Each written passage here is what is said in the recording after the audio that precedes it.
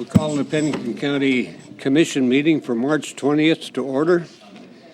We'll stand with a moment of silent reflection, and then Commissioner Troutman will lead the pledge.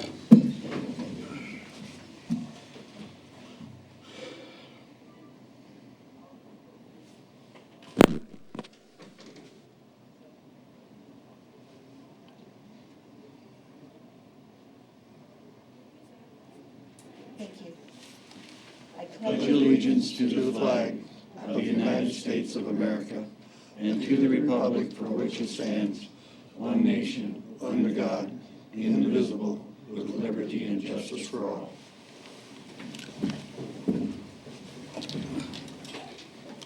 Thank you.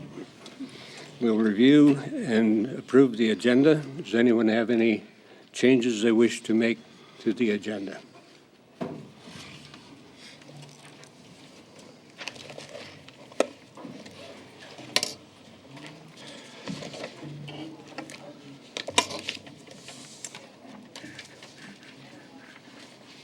If there are no changes, the chair would entertain a motion.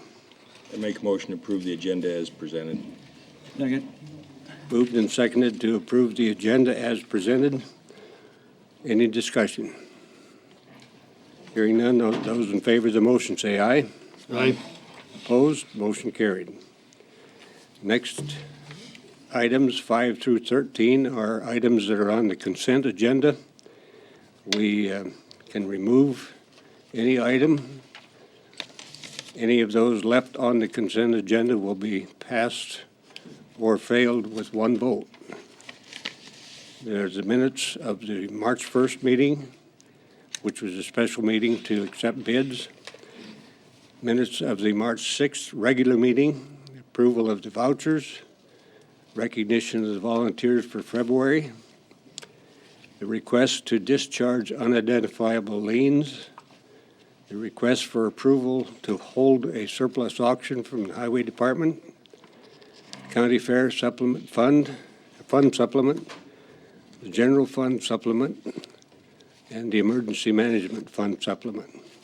Does anyone wish, those last three items, the action is to schedule them for hearing on April 3rd. Anyone wishing to remove any items from the agenda or from the consent calendar?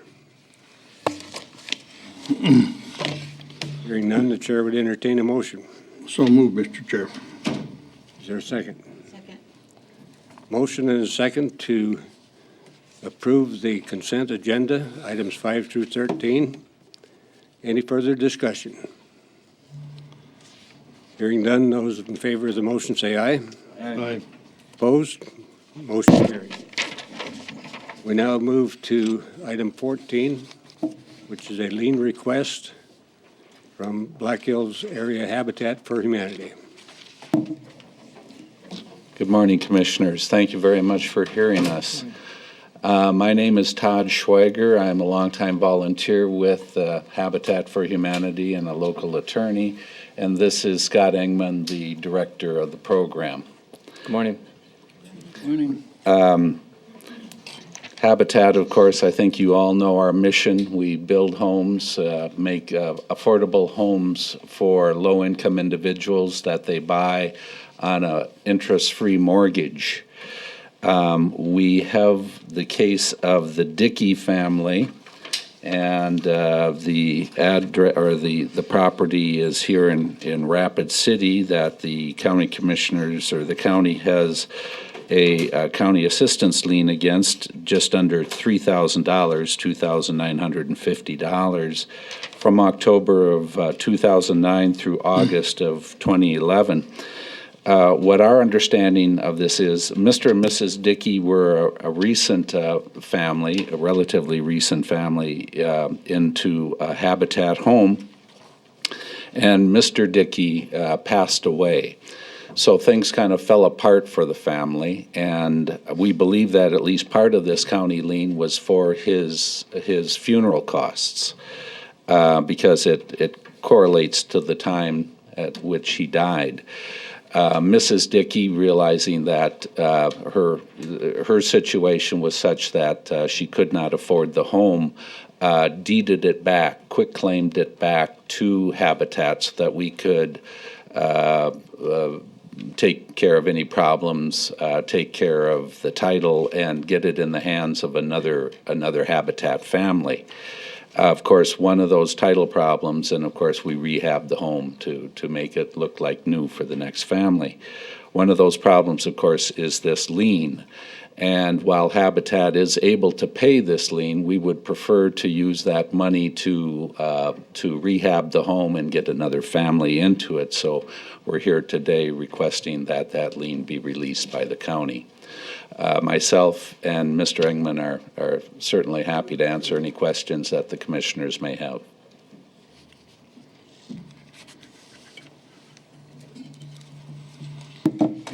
Mr. Chair. Yes.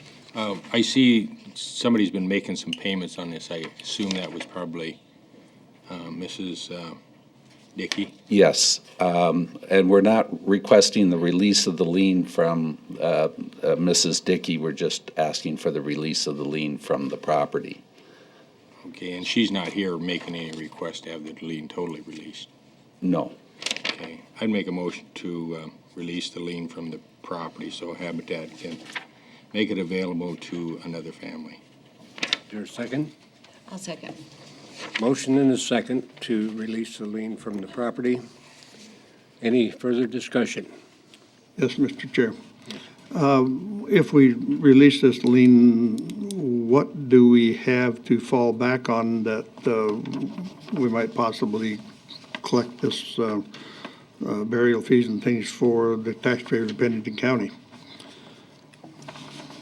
Any future property that she might buy. And obviously, she's been making payments. It's very apparent getting into the Habitat house that they do not have a lot of money. The fact that she couldn't make the house payment for a no-interest loan. My experience would tell me that she probably doesn't have a whole lot of money, and so hopefully she'll continue her $5 and $10 a month payments and eventually get this thing paid off, and we can put a new family in that home. This was a really good family. They were, I mean, they had no trouble making their payments. They understood their responsibilities, and it's as obvious they're making payments on the lien. It was just the unfortunate circumstance of the death of the breadwinner of the family that set the whole thing into chaos. It was really surprising for us because they were able to accomplish their 500 hours of sweat equity labor to get into the home within 2 months. I mean, they were like the fastest. I mean, he was actually a contractor, so he was very comfortable doing the work that we required. But he unfortunately passed away, and I don't even think he was 41 years old. He was quite a young man. So it was a real tough blow for their family, and she's trying to move on, so. Well, I don't have any problem with it. I'll support the motion, but I just wanted to talk a little bit about it. I had a little problem understanding, and I don't suppose there's anybody here today that can answer that, but why we have three different burial charges, one 11.5 and one 10.14 and another one on 10.14. Well, So I guess that was, I mean, that's probably the different bills to pay for, the lot, the plot, the casket, and I don't know what all you would have run into. you're talking to an If they- ex-mortician, so I If just, they got that for the $3,000, depending on what they use, and that's one of the reasons why. less pretty inexpensive funeral cost. Yeah. Any further discussion? Hearing none, we have a motion and a second. All in favor of the motion, say aye. I Opposed? Motion carried. Thank you very much. Thank you. I forgot you were a mortician. Morning. That's what's wrong. Good morning. Hi there. Good morning, everyone. Next item is the annexation of Dias right-of-way. Karen Bowman. Thank you, Mr. Chairman and County Commissioners. This morning, I'd like to ask your permission to annex a small portion of Dias Avenue. It's just north of Seeger Drive. It's the west 33 feet of Dias, and the east 33 feet is already in the city limits. It's adjacent to the city limits, and so we would like to have your permission to annex that little stretch of road. You know, I could support that, although we do have some other roads we'd like to have you annexed too. And maybe we could get the highway superintendent to give us a list of those, and we'll just add them to this list. Thank you. I'll take that into consideration. Mr. Chair, and I have to add a little bit more to that, because there is some roads out there that are, and I'm sure in Pennington County and the city of Rapid City, that are just like this. And they own one half and we own the other. And basically, there isn't anybody taking care of them. So Heine, I don't know, do you have any of that in the back of your mind? And I was sitting there today because we kind of, do you remember any others like this that we can get them to add to this today? Well.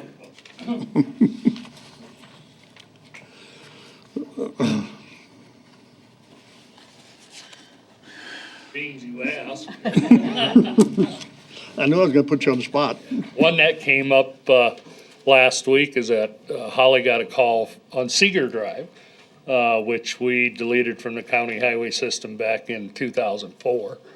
About 80% of the road is within the city limits. There's a few isolated parcels.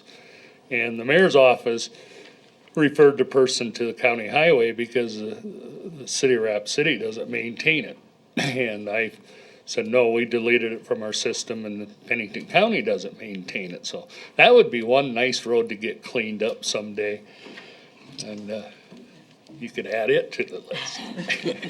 Honestly, Karen, there is some seriousness with all of this, and I'm wondering, I know that you handle a lot of this annexation for the city, and I wonder if we, maybe we could take a look at some of those and get it cleaned up, because eventually that whole road's going to be in the city anyway, and so.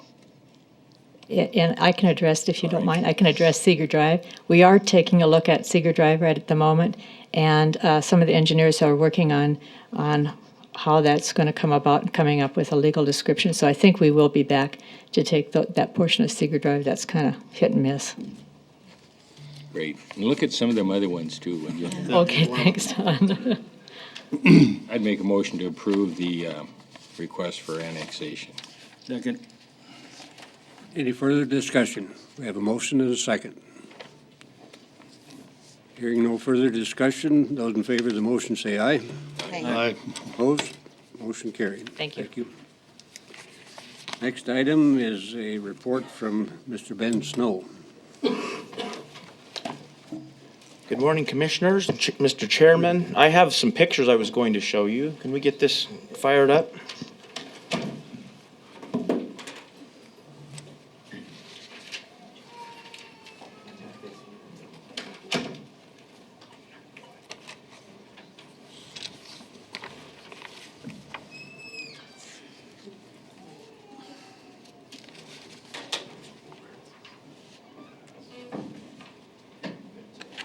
Always liked Karen when she was in the city council. She's a good person.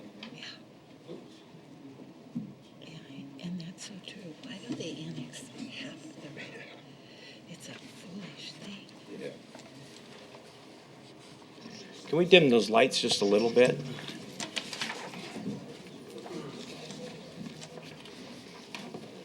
Very good, thank you.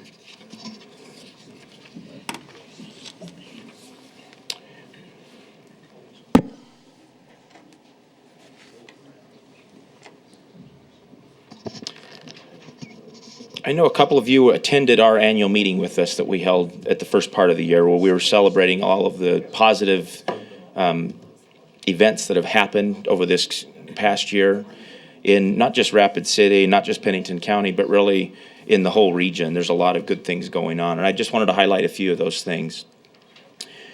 There's been a lot of business expansion that's happened over the last 12 to 24 months.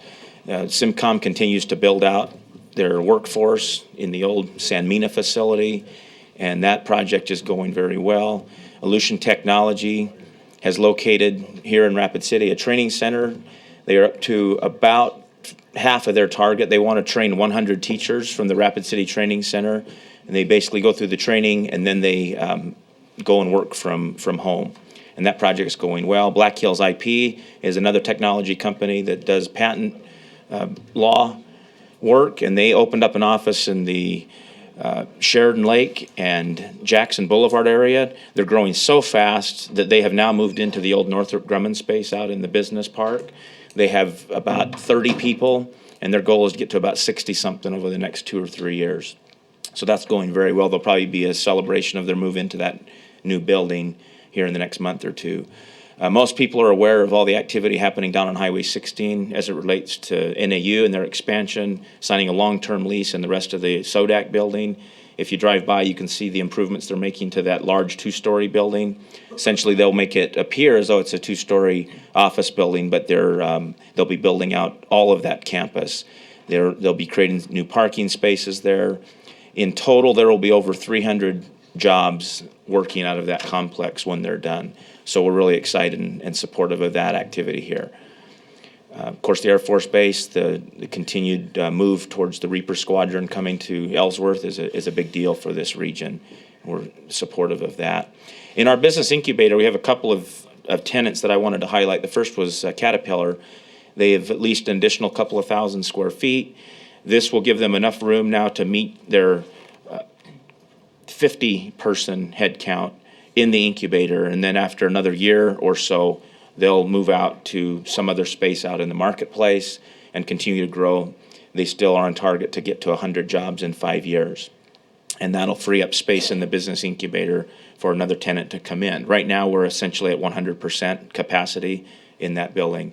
Another company we have in the incubator is KL Energy, and they just recently formed a partnership with a Brazilian company, and they have researchers coming from South America several times a year to take a look at this operation. And there's some biofuels and technology-related biomass activity that's happening with KL Energy, so that's exciting. A few other things I wanted to highlight as far as infrastructure that's been developed this past year and continues to be developed in our community. And the first is the University Center that opened last year. This is a huge asset for the community because now we can bring programs in from the University of South Dakota, SDSU, are the two primary out of town, and then Black Hills State, of course, programs about 75% of that facility with the Rapid City market from just up the interstate. And there are other programs being developed for some of these other state schools. School of Mines added another really nice building. This is about a $19 million project, the new Chem E building, which will help bring School of Mines up to modern standards for research that's going on there. Western Dakota Tech continues with their expansion project. And then we continue to see at the K-12 level lots of facility improvements happening. And finally, regional health, not just here in Rapid City, but they have projects all over the Black Hills that continue to grow and expand. And that medical service sector, which I'll talk about a little bit later, continues to grow, which is a great thing because those are all really good, high-paying jobs for the region. Also wanted to pay note to the record-setting construction activity as it pertains at least to Rapid City and permit activity. Keep in mind that over the last 10 years, the average permit valuation over the last 10 years on average is about $150 million per year. Last year, over $258 million of permit activity happened. And a lot of this was in public sector infrastructure. But nonetheless, these are all positive signs in an era where a lot of people are cutting back and not able to expand their basic infrastructure for their communities. I'm pleased to see that this community is continuing to move forward in this realm.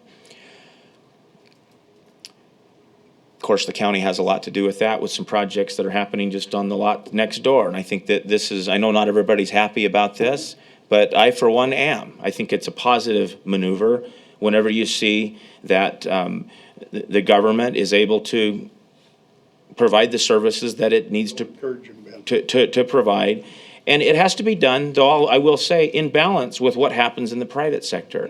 And sometimes there are messages that do get sent from private sector investors.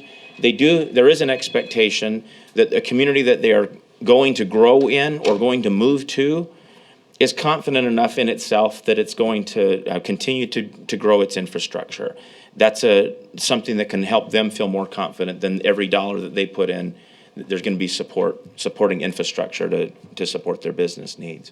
The airport is another example. This is a public sector project, but one I've been a huge advocate for since I got to town 3 years ago. And I think that the improvements out at the airport are a great message being sent to people as a gateway of people coming in and out of our community every day as to where our priorities are in improving ourselves. And then some of the softer sides of life, I think, is another important thing. The Main Street Square project in downtown Rapid City, I think, has been a huge success thus far, and I think that'll continue to be a catalyst for downtown development. You already see that entire block, the old Sears building.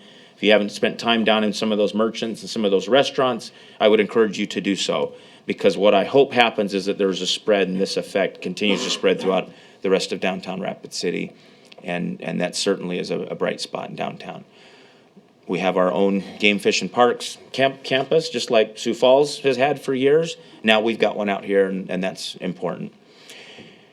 And then just to highlight some of the movement up on the interstate, we continue to grow our base of restaurants and hotels, and this is all good and fine, and we're happy that this activity has happened. But we believe at the Economic Development Partnership that there is still a higher prize yet that we should be going after, and I'll get into that in just a few minutes. But it's worthy of note that there's been a lot of good movement. The old Sam's Club, most people know that Runnings is already in process of moving into that facility, tripling the size of their footprint, and I think doubling the size of their lot for outdoor display.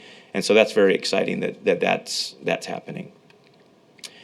Okay, the higher prize. You've heard me before. Probably it was about 6 or 8 months ago that I was before you talking about our regional jobs program. We continue to make tremendous progress with our regional jobs program, and I'd like to just take a few minutes and share with you where we're at with this program.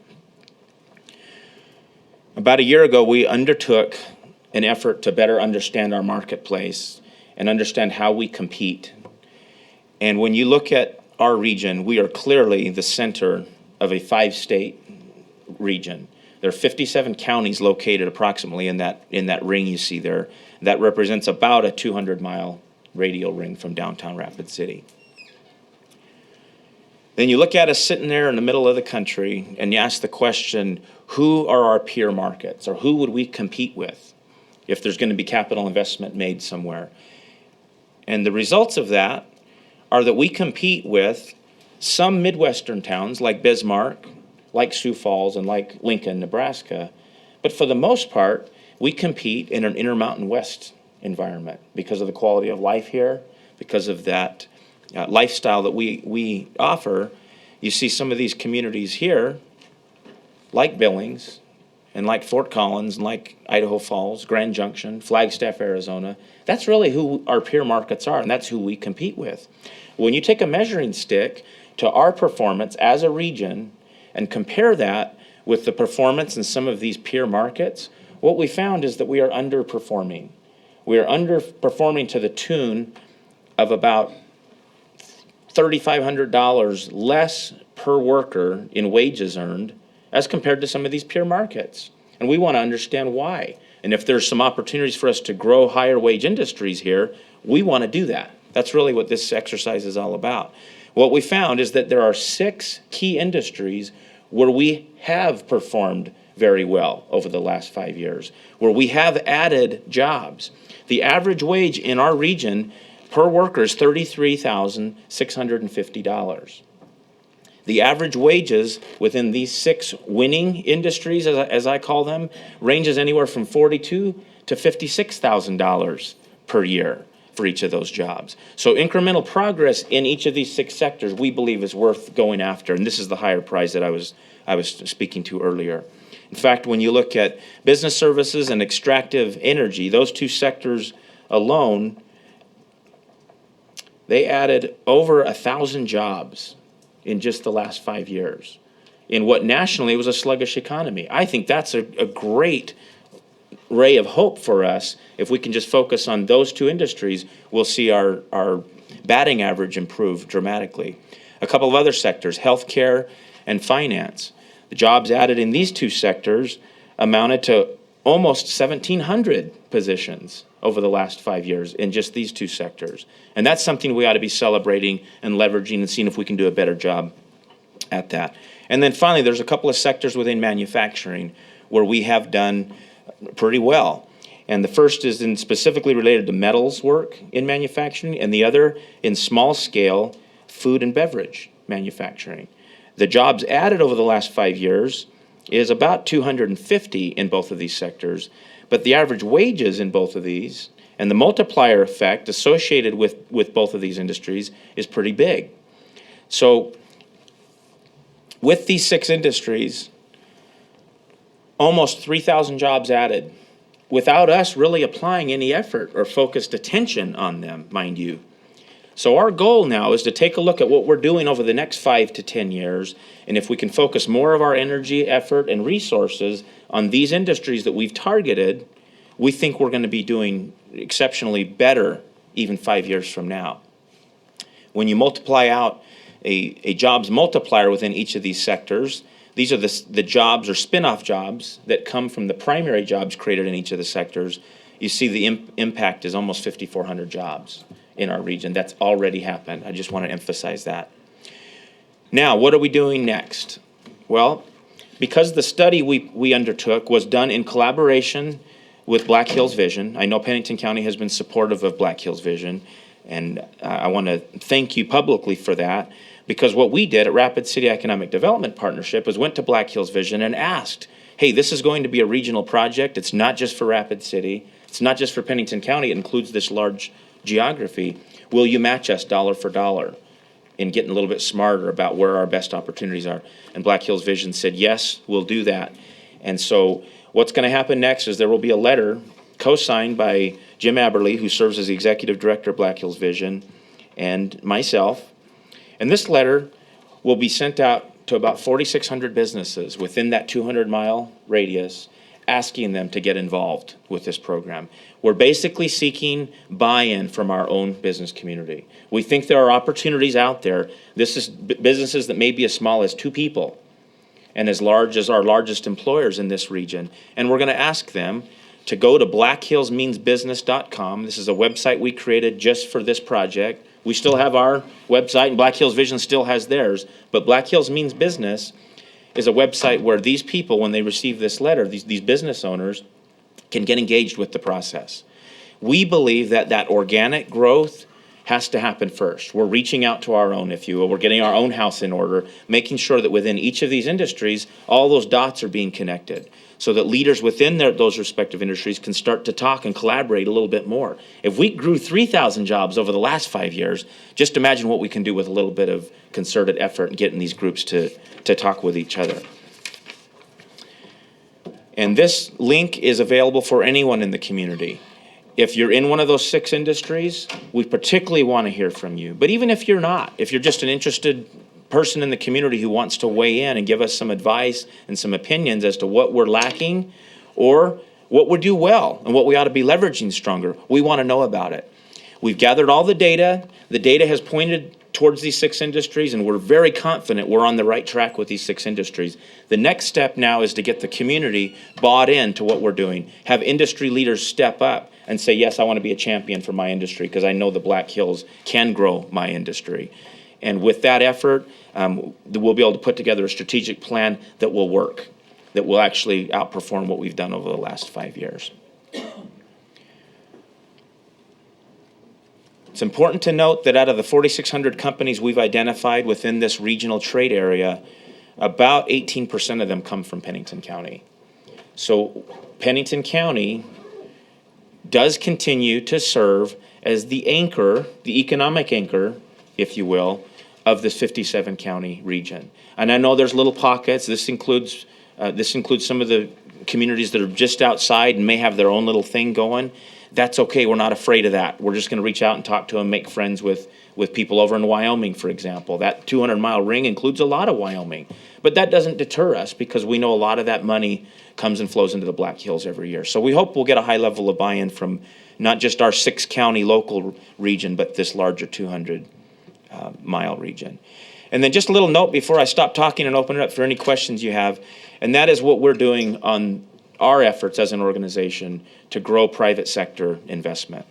We have had a large dependency on the city of Rapid City and on the county of Pennington for a long time. And we're grateful for every dollar that we get from our partners at the county.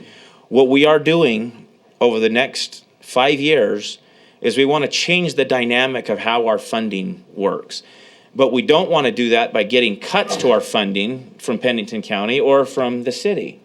What we're doing is we're growing the private sector so that we can go from 85% public, 15% private, to have more of a 70% public, 30% private over 5 years' time. Last year, we made tremendous progress. We raised a lot of money from the private sector that allows us to grow our program without asking the public sector for any more. The only thing I will ask is to plant a seed, because I'm not here to ask for any money from Pennington County today, but just to plant a seed is that the county did used to fund us at a higher level than you do today. And we will be asking for the county to come back to that level here sometime this year. And that's all I have to say. Thank you for your attention, and I'll open it up for any questions that you may have. Any questions? Mr. Chair, Ben, with the program that the governor has put into effect to bring in jobs, is that going to be any kind of a coordinated effort with what you're trying to do, or how Very does that coordinated. connect? Yes, thank you for that question. It is very coordinated. In fact, just last week, we had an event co-hosted out at the University Center from Rapid City Economic Development and the governor's office, reps from the governor's office, to just explain that program. And SD Wins is the program that you refer to. And it's more than just about job creation. It's about workforce development. So it really starts at young age all the way up to professionals that would maybe recruited from out of state to come into South Dakota. And so that's the aspect I'm most interested in, because we do have a very low unemployment rate here. And a lot of times we have high skill needs and we don't have the workers to fill that. So if we can't train them here locally, which is the logical, easiest, best thing to do, I'm all in favor of reaching out outside of the state and inviting that talent to come into the state. And so, yes, we've been very close to the governor's office and that program, and also the fact that we, as a Black Hills region, are working on clusters that may be different than what the state is focused on, but we do have their commitment and support for our program. So, thank you. Any other questions or comments? If not, thank you, Ben. Okay, thank you. Next item is the Pennington County burn ban discussion.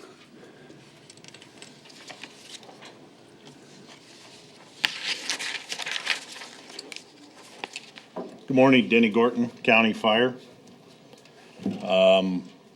Not quite sure where you wanted to go with this. I'm not asking for a burn ban at this time. In the past 12 years, 15 years, the commission has passed a resolution on an open burn ban. Resolution has no teeth. There's nothing we can cite anybody for violating it. It's just a resolution.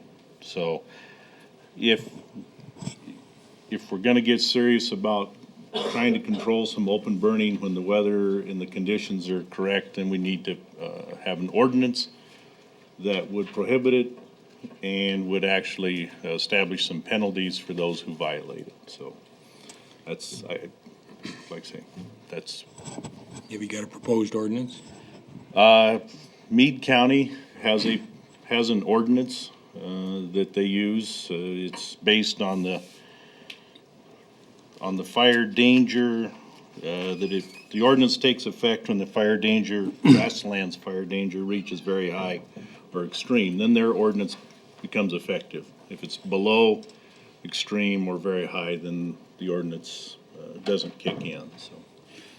Mr. Chairman? Yes. I think we need Denny to work with Jay and prepare an ordinance. I would agree that we need something with a little more teeth that we can do something with. Resolution's fine, and I don't have a problem doing that right now either, but I think those two could get together and in a couple of weeks if we got a copy meat ordinance, that's fine with me. No sense reinventing the wheel, but I think that's the way to go. Is that a motion? Yeah, I'll make the motion. I'm not supposed to talk and then make a motion, but I will do that. Second. I asked you a question in between. Yes, sir. And since we're on track, Okay, you that's my you motion. didn't violate the rules. All right. And Thank you. Commissioner Holloway seconded the motion, did you not? Yes. Or Commissioner Either one, Davis? I don't care. We have 2 seconds, all we need is 2 more votes. Well, Mr. Chair, I guess the reason this probably came up is because I made contact with Holly and asked Holly to contact Denny and talk about a burn ban when everybody else around our whole area was considerably interested in fire and what was happening in the area and how much we were going to lose if we didn't do something to react to all of this, because this commission hadn't heard anything about what your office or anybody else was doing about fire dangers in the Black Hills. Now, you may have been doing something on the backside, we'll call it, with other departments, but we hadn't heard about that. And so then when I asked Holly to ask you about this, then it came back to me that basically we weren't interested. And I thought, every one of the other counties around us is doing something about fire danger, and we should be doing something about it. And I realized that we don't have any teeth in the things that we've done in the past, but at least it makes it out to the public that there is a problem, and the county commissioners recognize that problem. And with this motion here today, this should have been done years ago, but we could never seem to get it to happen. But that's where I was coming from on this whole deal. And fire danger in the Black Hills right now and in Pennington County is very extreme, as you know it. And it won't take much to lose a lot of the big part of the Black Hills if something would get out of hand. And we seem to be having people that like to toss cigarettes out the door and things, or out the window and things on that order. That needs to stop, and we need to do something about taking care of that situation. As you well know, being the fire coordinator, there's a couple of towns in Pennington County that we could lose a big chunk of those towns if things happen just right. So I guess the county commissioners need to be kept a little more apprised about what's happening in the background and go from there. Be happy to email that information to you Yes. anytime. Commissioner Holloway. Denny, isn't all of the Black Hills in the Black Hills Fire Protection Zone? And doesn't that require, or that statute prevent fires, Yes. open burning without a permit in the Black Hills area? And that Black Hills Fire Protection Zone goes, 79? It's, And then the railroad going up towards Sturgis? correct. The Black Hills Fire Protection District under state law requires anybody in that area to have a permit issued by State Wildland Fire. That district is basically anything west of Highway 79. Then it kind of ties in with Catron Boulevard to where Catron ties in with I-190, and then it's west of I-190 all the way to the Wyoming line. So people that have an open fire in that area, there is a statute that they can be Correct. arrested for. Our ordinance would primarily cover everything east on the Correct. prairie. And I think we should have the ordinance. I'm not opposed to that. Mr. Chairman. Yes. And I'm sure you've got agreements with other fire departments around that if there is a fire, we got help coming. Absolutely. But I'm also agree with Commissioner Davis that the public needs to be made aware of that we have a serious problem. I think it's been in the paper enough that they probably already do, but we also have to be aware, and I'm sure as former sheriff knows, an ordinance don't stop people from doing stuff, stupid stuff. But at least, we have some protection that we can go after them if we have an ordinance, so.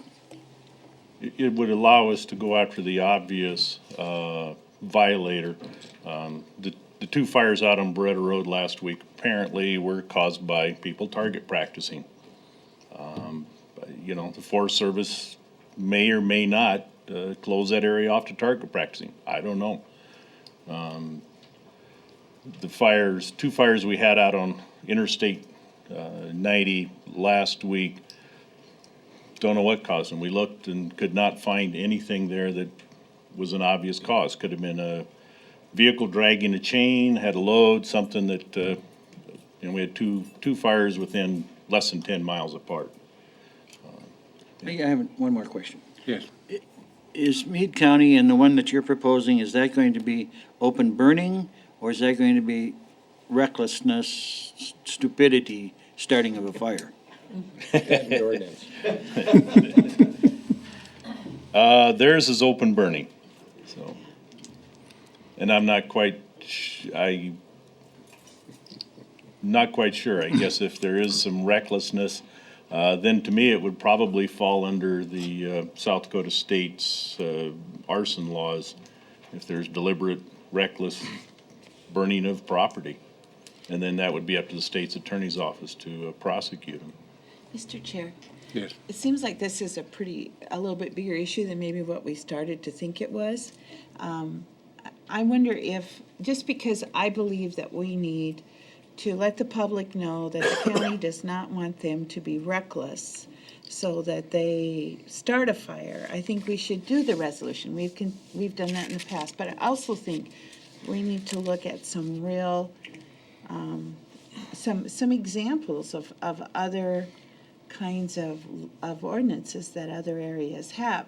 I mean, open ban doesn't seem to be the only thing we need to address in the ordinance.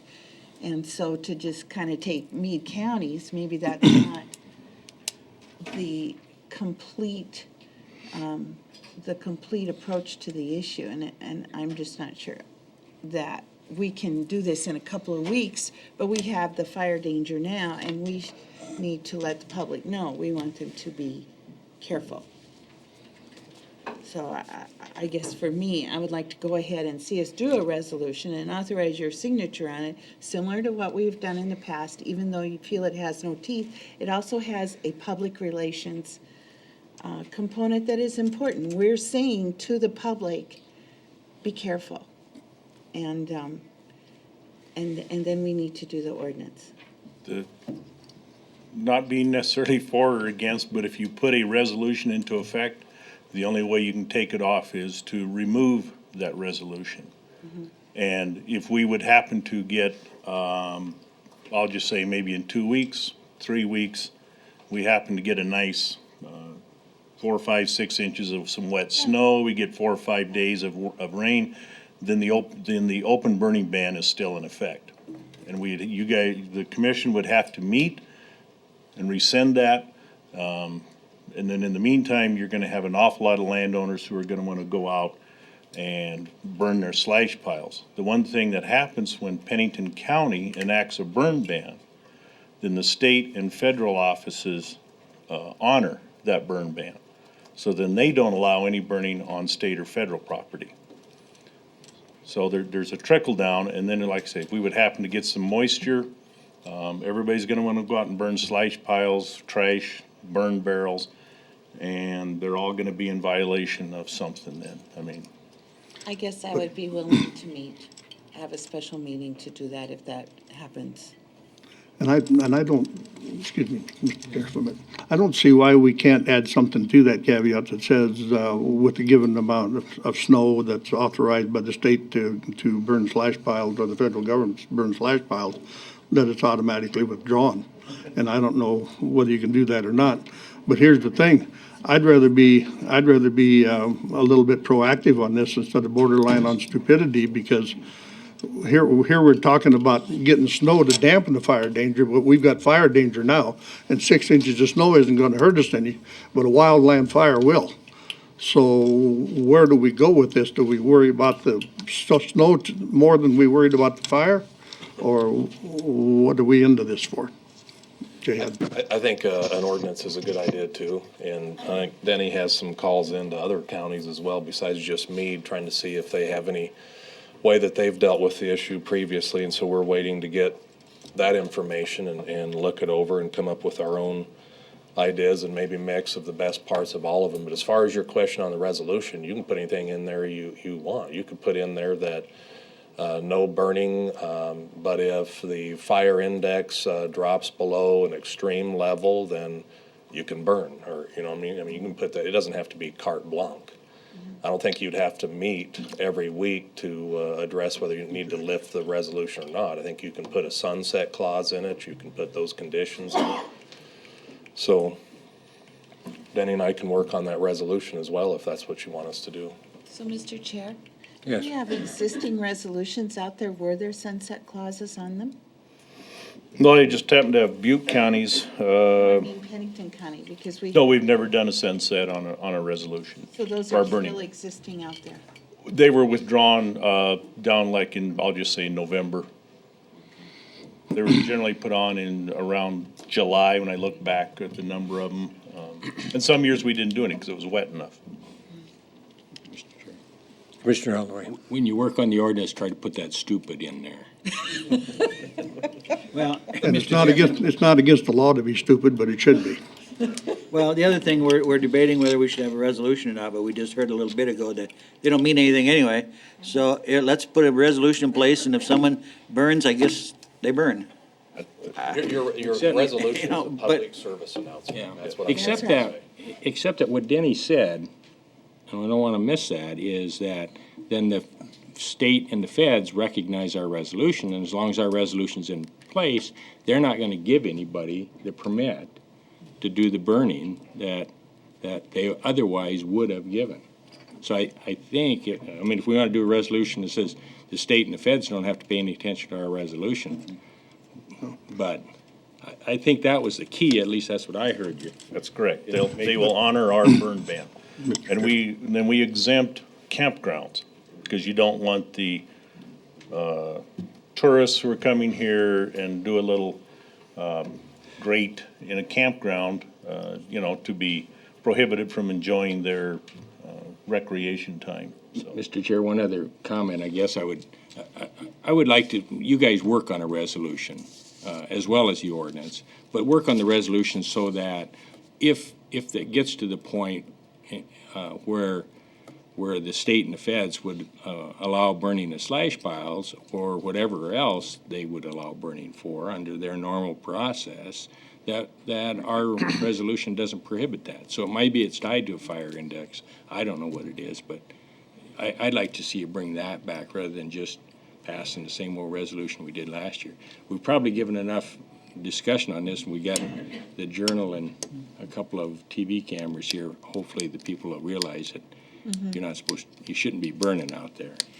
in nearly every agency, State Wildland Fire, National Forest Service, and then we did a joint one with a number of the county, city agencies, have all sent news releases, been picked up by all the news medias that I'm aware of anyway, so. Do you wish to amend your motion to include both an ordinance and a resolution? I would be willing to do that, yeah. It's your motion, I think, isn't it? So, I don't think it's my motion, is it? Yes. Well, sure, I'll amend it. And then I seconded everything, didn't I? You're the boss. are you comfortable with the information you have to record this? All right. Okay, so we, burn ban in minutes from a couple of years ago, if you'd like me to read that, a resolution. Or do you want? Share it with yeah, them. we can just include it in their research. So we have a motion and a second to ask that a burn ban resolution and an ordinance be prepared for further consideration. Okay, we can do that. For the next meeting, 2 weeks, roughly. That's your wish? Yeah. Okay. Any further discussion? If not, those in favor of the motion say aye. Aye. Opposed? Motion carried. We'll be Thank you. coming back to expire in the next, after one more item. Next item is from equalization, an abatement application request.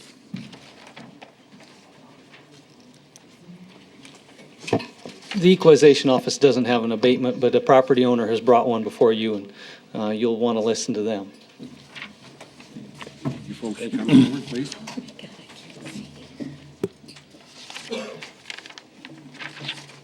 Good morning. Morning. My name is Karina Muller. I know that you guys got some paperwork. This is my husband, Dan. I don't want to take up too much of your time. You obviously have other pressing matters. I just wanted to make note that we purchased the property that we're currently residing in 2009. At the time we closed at Pennington Title, we were not presented with a certificate of value, of real estate value. Actually, if we hadn't had an escrow account, I probably may have never discovered this. But I went to personally pay our real estate taxes, and they had went up by over $1,000. I found that the owner-occupied status had not been applied. I went back to research where that had started, and this Exhibit A, which should have been in your packet. As you can see, it was signed by Pennington Title. When I went back to our closing documents, we were never presented a copy of this. We were given our warranty deed, and we were never even shown this in this box right here, which requires the owner-occupied status. We didn't see it. We didn't get to sign it. We didn't get to fill it out. I went to the equalization office. Unfortunately, I'd missed the deadline for 2011 by only about a week. So instead of 1 year, we lost 2 years at the discounted rate. And I would just ask, if at all possible, if you could make that retroactive to the date of our closing.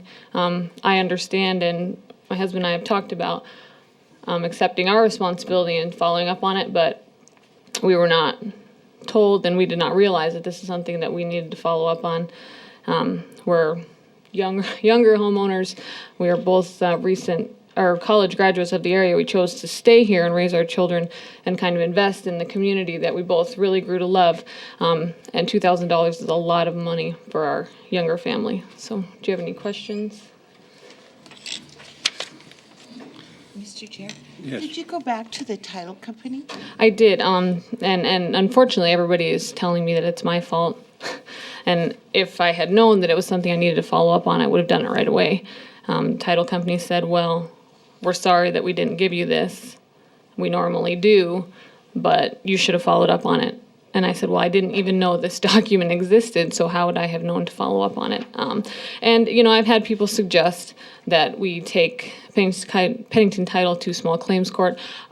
I would try to avoid that. I don't, I work in the legal community on the criminal side, and it's really messy.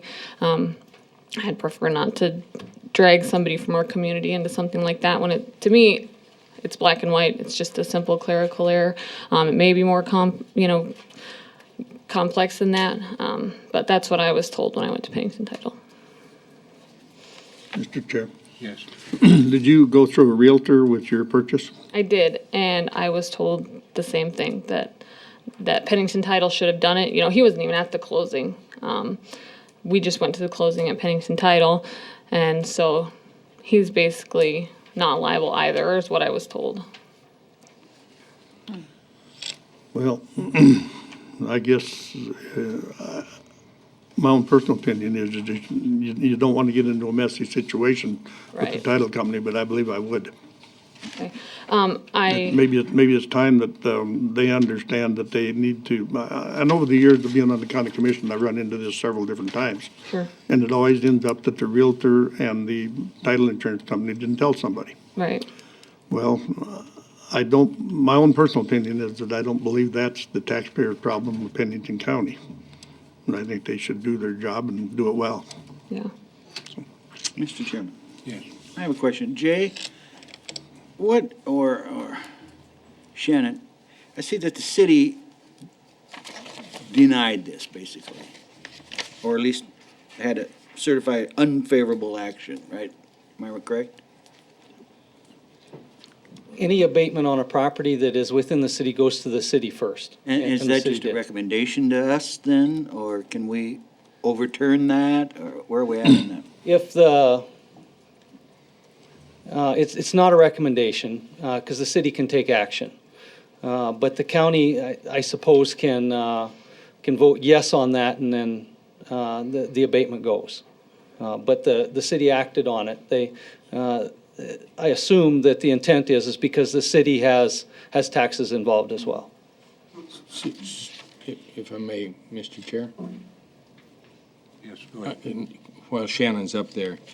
So if the city would have acted favorably with this, it wouldn't have come to us? Is that correct? Yes. And the second, It would have come to It us. would have come to us. okay. My second question while you're there is, how do you get notified in a house, in a property sale like this? How do you get notified whether owner occupied stays with it? Is it this Form Exhibit A that you get a copy of? It's Exhibit A. Yeah. Sir? We get that. The state get- law for the owner-occupied statute requires the property owner to provide us a form stating which property they want owner-occupied. We get this, that can be used, but there's also an owner-occupied application. So had this been marked as owner occupied by the new owner, or for the new owner at the closing, and you got that in the mail, would have you applied owner occupied for these people? Yes, but we would have had to have removed that owner-occupied status for their previous home that they had owner-occupied on while they owned the new one. Okay, and I assume that happened anyway. I mean, No, the owner-occupied status remained on the house, that the first house that they owned. The state law only requires one owner-occupied property per homeowner, and they had that on the house that they owned prior to purchasing this one and for a year while they owned it. So we can't have. so how long did you keep the other house once you bought this house? We kept the other house for about a year while we sold it. When I went in to pay my taxes on our other home, I said, we haven't lived here since we closed on our new property. I want to make sure that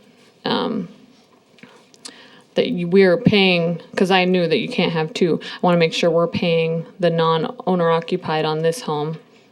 And because we're currently living in this one, which at the time I assumed we had owner occupied status on because we'd been in it for probably 6 months. And they said, yeah, okay. But I didn't know that they should have directed me to the equalization office. It just seems like a lot of people kind of mess up over the course, because I was at the treasurer's office and nobody directed me to the equalization office, which I later found out the treasurer's office can't do anything about that. I have to go through the equalization office.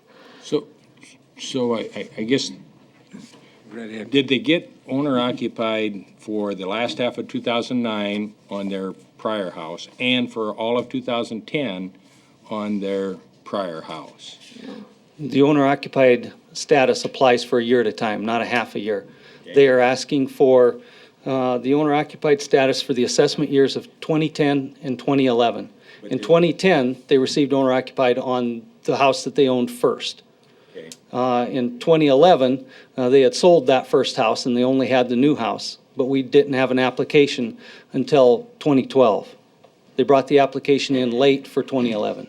So it would seem to me, and I hate to dominate this discussion here, but it would seem to me that at the very most, you would ask us to take off the 2011 because you've already got an owner-occupied benefit in 2010.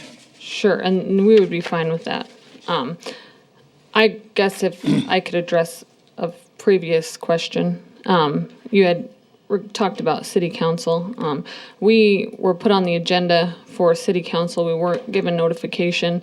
We actually had our neighbor come over and say, hey, you're on the agenda for tonight. Did you know that? And I said, no. I called my council member, Mr. Wright, last minute. I called him that morning. He said that he would pull it off the consent calendar for discussion. He did not. He forgot. And then I think he personally called you, Mr. Davis, and spoke with you, possibly Jerry Wright. And that's how we got on this agenda, because he felt like he knew that he screwed up. He felt like it wasn't fair. And so he wanted to make sure that we got on this agenda, even though it was denied. Although he did say that the city's recommendation doesn't hold a lot of water, just because they only get something like 8 or 9%, that you guys, because the taxes go mostly for schools and county, that you guys would be the ultimate decider. Actually, the school district gets most of it, so maybe you should go to them. Maybe I should.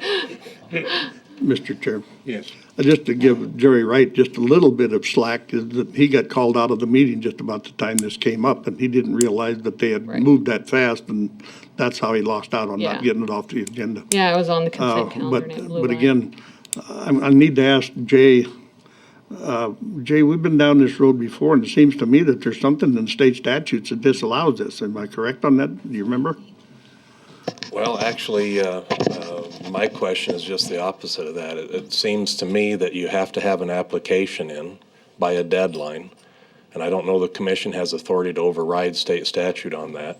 Secondly, I'm not sure the issue of owner-occupied is an abatable element under the statute, so I'm not sure the commission has authority, as you said here today, to change this. If you want to continue this matter, so I'm just learning this as I'm sitting here, I can do some more research for you, if you'd rather do that, but as I said here, I question the ability to abate this issue, and secondly, I think the statute's fairly clear about you gotta have an application by a certain deadline. I'm not sure you can forgive that deadline. Mr. Chairman, the other thing, and I don't know exactly on the application for abatement where all those come from, I suppose state statute, but the one says, an applicant having otherwise qualified for classification of owner-occupied single-family dwelling, but missed the deadline. As prescribed by law, okay, which is what the case we have, due to temporary duty assignment for the military, which we don't have. So I think the legislature has already said, the only way you're gonna get it when you miss the deadline is if you're in the military. And they've already discussed this and already made a decision on it. That's my opinion.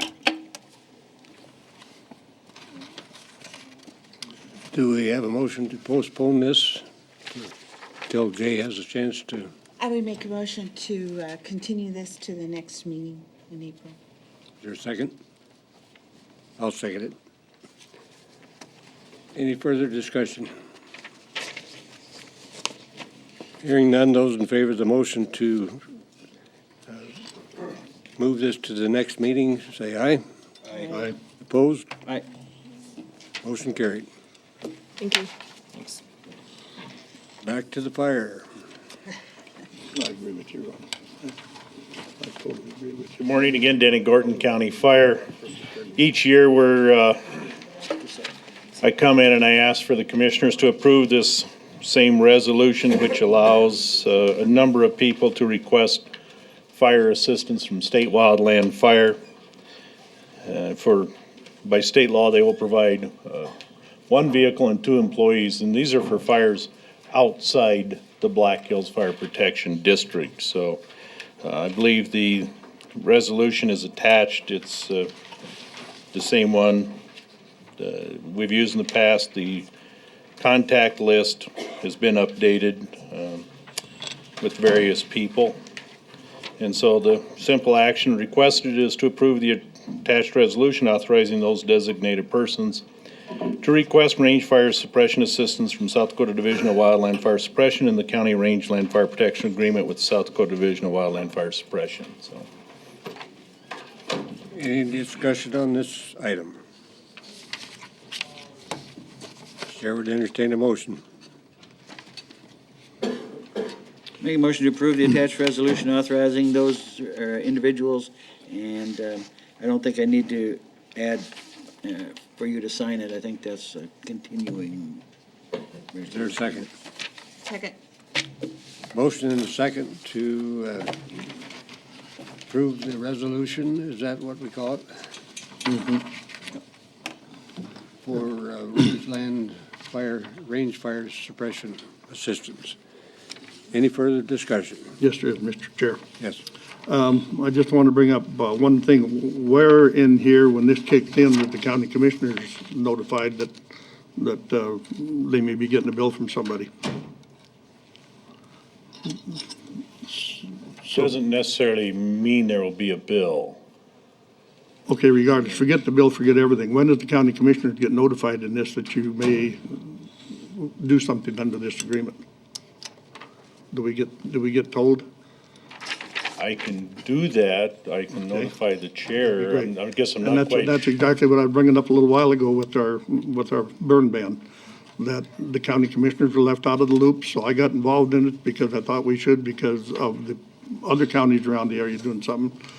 And then it kind of got out of hand and somebody released information they shouldn't have on the burn ban. But I just think the county commissioners need to be notified about things that are taking place in the county. Any further discussion? If not, those in favor of the motion say aye. Aye. Opposed? Motion carried. Thank you, Okay, Dan. thank you. We have two items, item 20 and 21, that we have to readdress. So we'll start with the Healthcare Trust Board. Good morning, Nick Stroud, HR Director, Pennington County. I'm here representing the Pennington County Healthcare Trust Board, excuse me, of which there are many other members here today, Heine and KJ and Sheriff Tome and Janet Saylor. We came to you last time asking for a reconsideration on a request that KJ and myself had made to put out an RFP for an offering of whole life insurance, which was passed by you guys on December 20th of last year. At the time, we thought putting out an RFP would solve some of the issues that we had. Upon talking to our third-party administrator, we found out that it would probably create more problems for us than it would solve, so we want to withdraw that request and just ask that Boston Mutual be allowed to offer Pennington County employees whole life insurance to be made available through payroll deduction. And just to reiterate, this would not have any taxpayer money attached to it. It would not cost the county any money except KJ's time setting it up, which she said last time was minimal. And so that's what we're here asking today. Any further discussion about this item? Any questions? I'll make the motion to do that exact thing. Whatever that was. And I have it for you right here if you need it. You know, it's hell to get old. You know, it just slipped my mind. To allow Boston Mutual to offer the employees whole life insurance available through payroll deduction. Mr. Chair, now that he's given me time to think about it and know what he's talking about, I'll second it. Is the secretary clear on what the motion says? Since I'm the guy that Is the got up, motion maker clear? since I'm the guy that had to leave the meeting last time and I'm the one that messed it up in the first place. So. Any further discussion? Any personal confessions that anyone wishes to make? No more confessions. If not, those in favor of the motion say aye. Aye. Opposed? Aye. Motion carried. Thank you. Next item is the Crisis Care Center General Reserve Fund. Yes. Last week I did do a presentation with a PowerPoint. I didn't think you'd want me to go over that again, but the discussion was to approve, the motion at that time was to approve $250,000 from unspent over-collected revenues to go towards the Crisis Care Center Reserve, which would bring that reserve up to $750,000 with the goal being $1 million. So it was, what, 2-1? The discussion was whether or not I had, within my unspent and over-collected revenues, I had a little over $600,000 And so the discussion was whether or not should we do the full 500,000 this year and be done with it, and we've met our goal, or to do the 250,000 this year and to see what happens next year if there's unspent and overcollected revenue. Mr. Chairman? Yes. I guess my question is this. Where did we come up with $600,000 in unspent and overcollected? That's a lot of money. That is a lot of money. It actually came from several different budgets. It was from the jail medical budget, economic assistance, the mental health investigation budget, and the involuntary mental health budget within the state's attorney's office. And as my memo has stated, in the middle of last summer, about June or July, I was looking at, within economic assistance, probably asking for a supplement versus thinking that I was going to be returning money. It ended up that we were able to find resources and other payment sources for some of those claims that were pending, that were catastrophic claims. We also had a good year within our jail medical. We didn't have any catastrophic hospital bills. Unfortunately, this year, we've started out this year with a catastrophic one in January with the shooting. We were able to save money from the involuntary mental health commitments, I think, because of the crisis care center. And so those combined together came up to the 600. In addition to your good work up there. Well, and I'd like to say yes, in addition to my wonderful staff that did a great job. Yes. Any further discussion?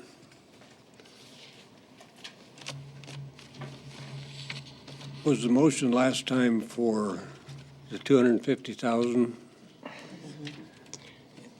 And you sort of invited the thought of the full 500,000 just by some of your comments?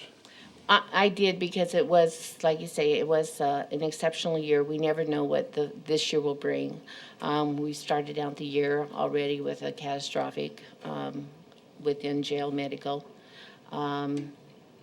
But we could also end up in the same place next year, too. We just never know.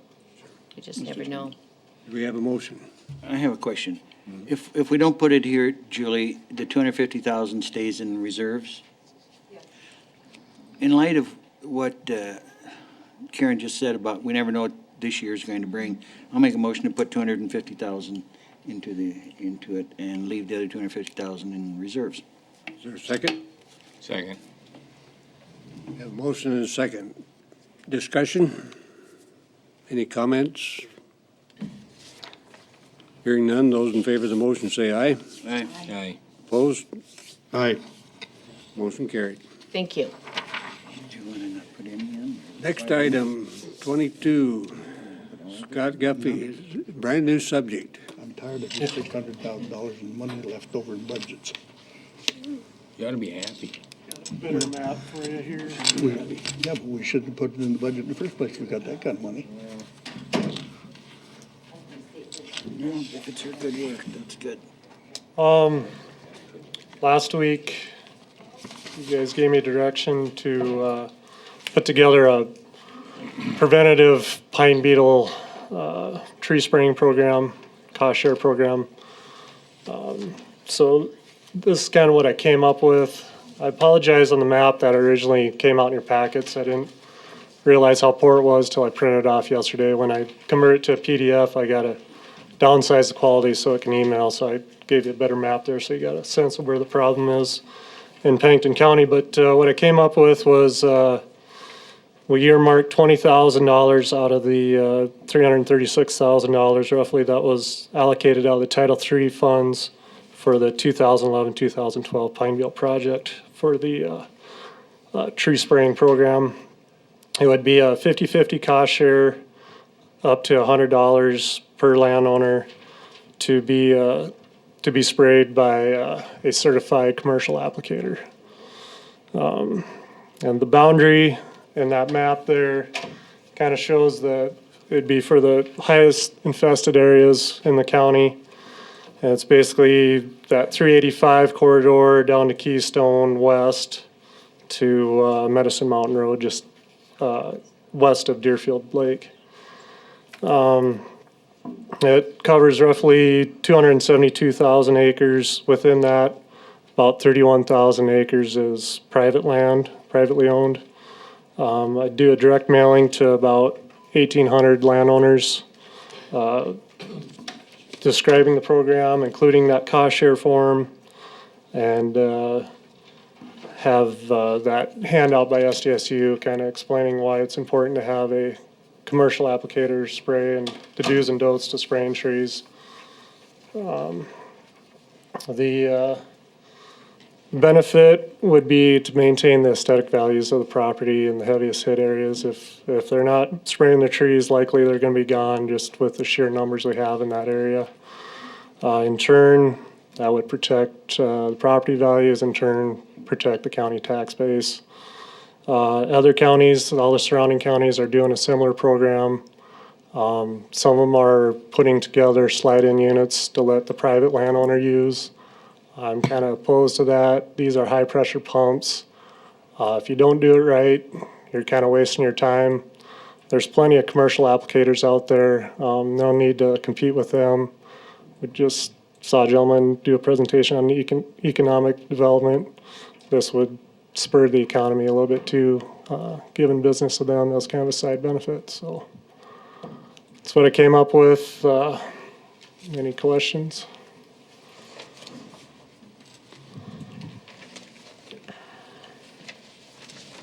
I guess one correction on that spraying form.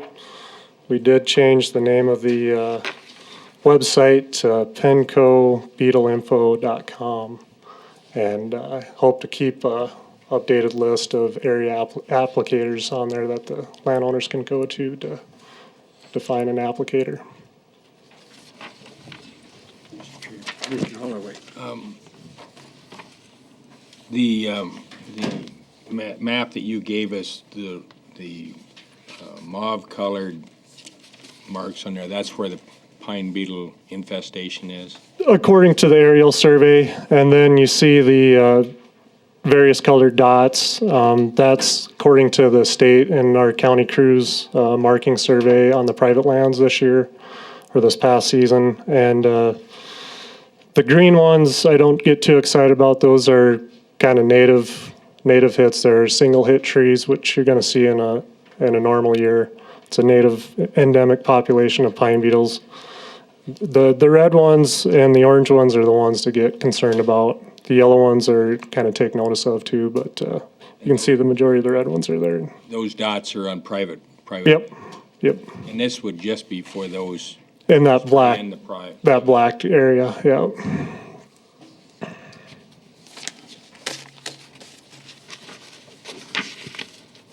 And you're recommending this? I am.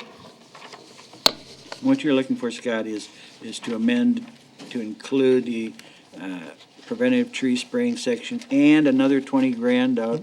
No. Take that 20 grand out of the existing allocated, just earmark that $20,000 within that $336,000 you've already earmarked, so no additional funds. And that would be my motion then, to amend the plan to take care of the provisions for spraying. Second. Motion is second to approve the amendment to the pine beetle plan.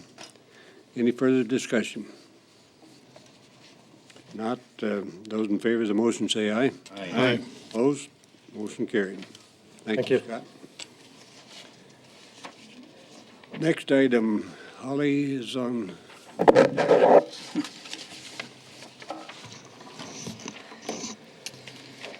All right, the items on the agenda today are items A, the SDSU extension, memorandum of understanding, and the extension advisory board.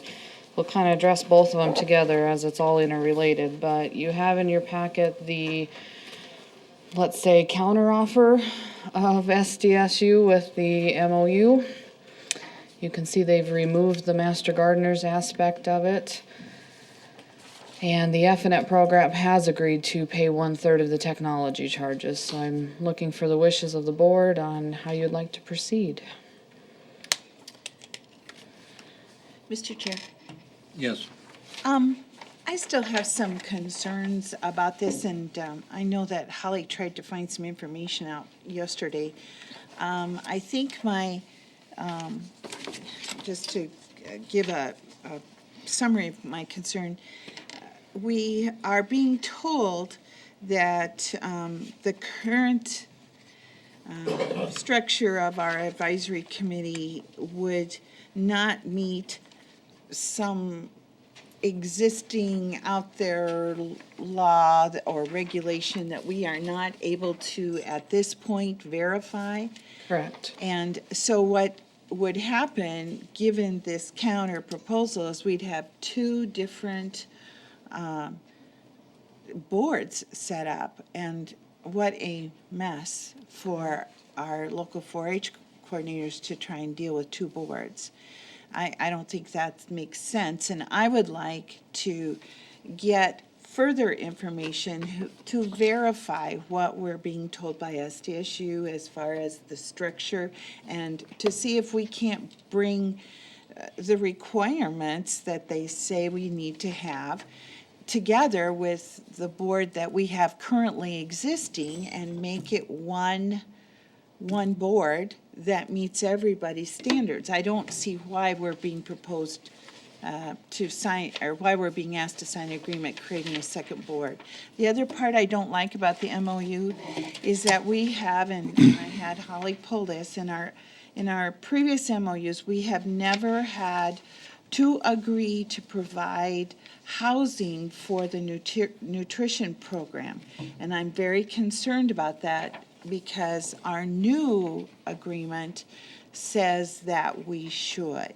And I don't feel that that is a federally funded grant program, that is not a state program, that is not required by the state.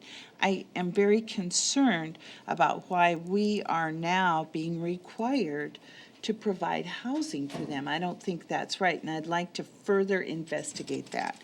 So because of those two, I don't want us to take any action until we have a better, clearer idea of what's going on. Mr. Chair, I presume that was headed right down the line of a motion, and I will make that motion to go along with that statement.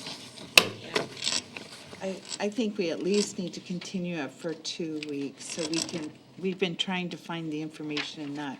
I have, and I've been having a hard time getting in touch with Ms. Troutman, but Just a minute, Holly, we have a motion on the floor, not to correct you, but I did make a motion. I don't know if we have a second to it or not, but Oh, okay, so you're, okay, I'll second it then. Okay, we have a motion and a For second. 2 weeks, right? Yeah. And Oh, Tiffany, did you have something you wanted? just for what Ms. Trouton was talking about, the letter of intent you guys signed last year, it did actually state we are willing to house the food and nutrition education program assistance. So I was just bringing that to light with Holly. But it's not in the MOUs, and I do not think we want to sign an MOU because that legally requires it. We're just saying we're willing to cooperate by that letter of intent. Okay. But we are not putting it in an MOU. it's thought that we need a separate MOU for a federal program. Gotcha, understandable. Okay. Any further discussion? If not, those in favor of the motion say aye. Aye. Opposed, motion carried. Thank you, Holly. And Tiffany, Take 5 before we, oh, never mind. you want to take what? I want to take 5 before we get into the budget. But if you want to do 24 first, you're welcome to. and my motion covered items A and B in case we didn't pick that up. I hope Nancy seconded. Okay, so, Do we need a motion to take a recess or not? Yep. Do we have one? All right, I'll make it. 2 Moved times. by Buskerud, seconded by Davis, to take I'm going to say a 10-minute recess. Aye. I think we're okay.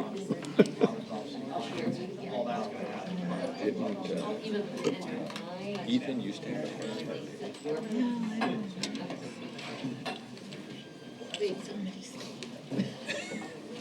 I'm going to ask Julie and Holly to lead the discussion, at least the preliminary discussion on the budget. And we have a kind of an outline, and at the bottom of this memorandum, on the front page, we have guidelines to set for budget preparation. So those are the items that we as a commission need to focus on in order to give Julie and everyone else something to work with. Yes.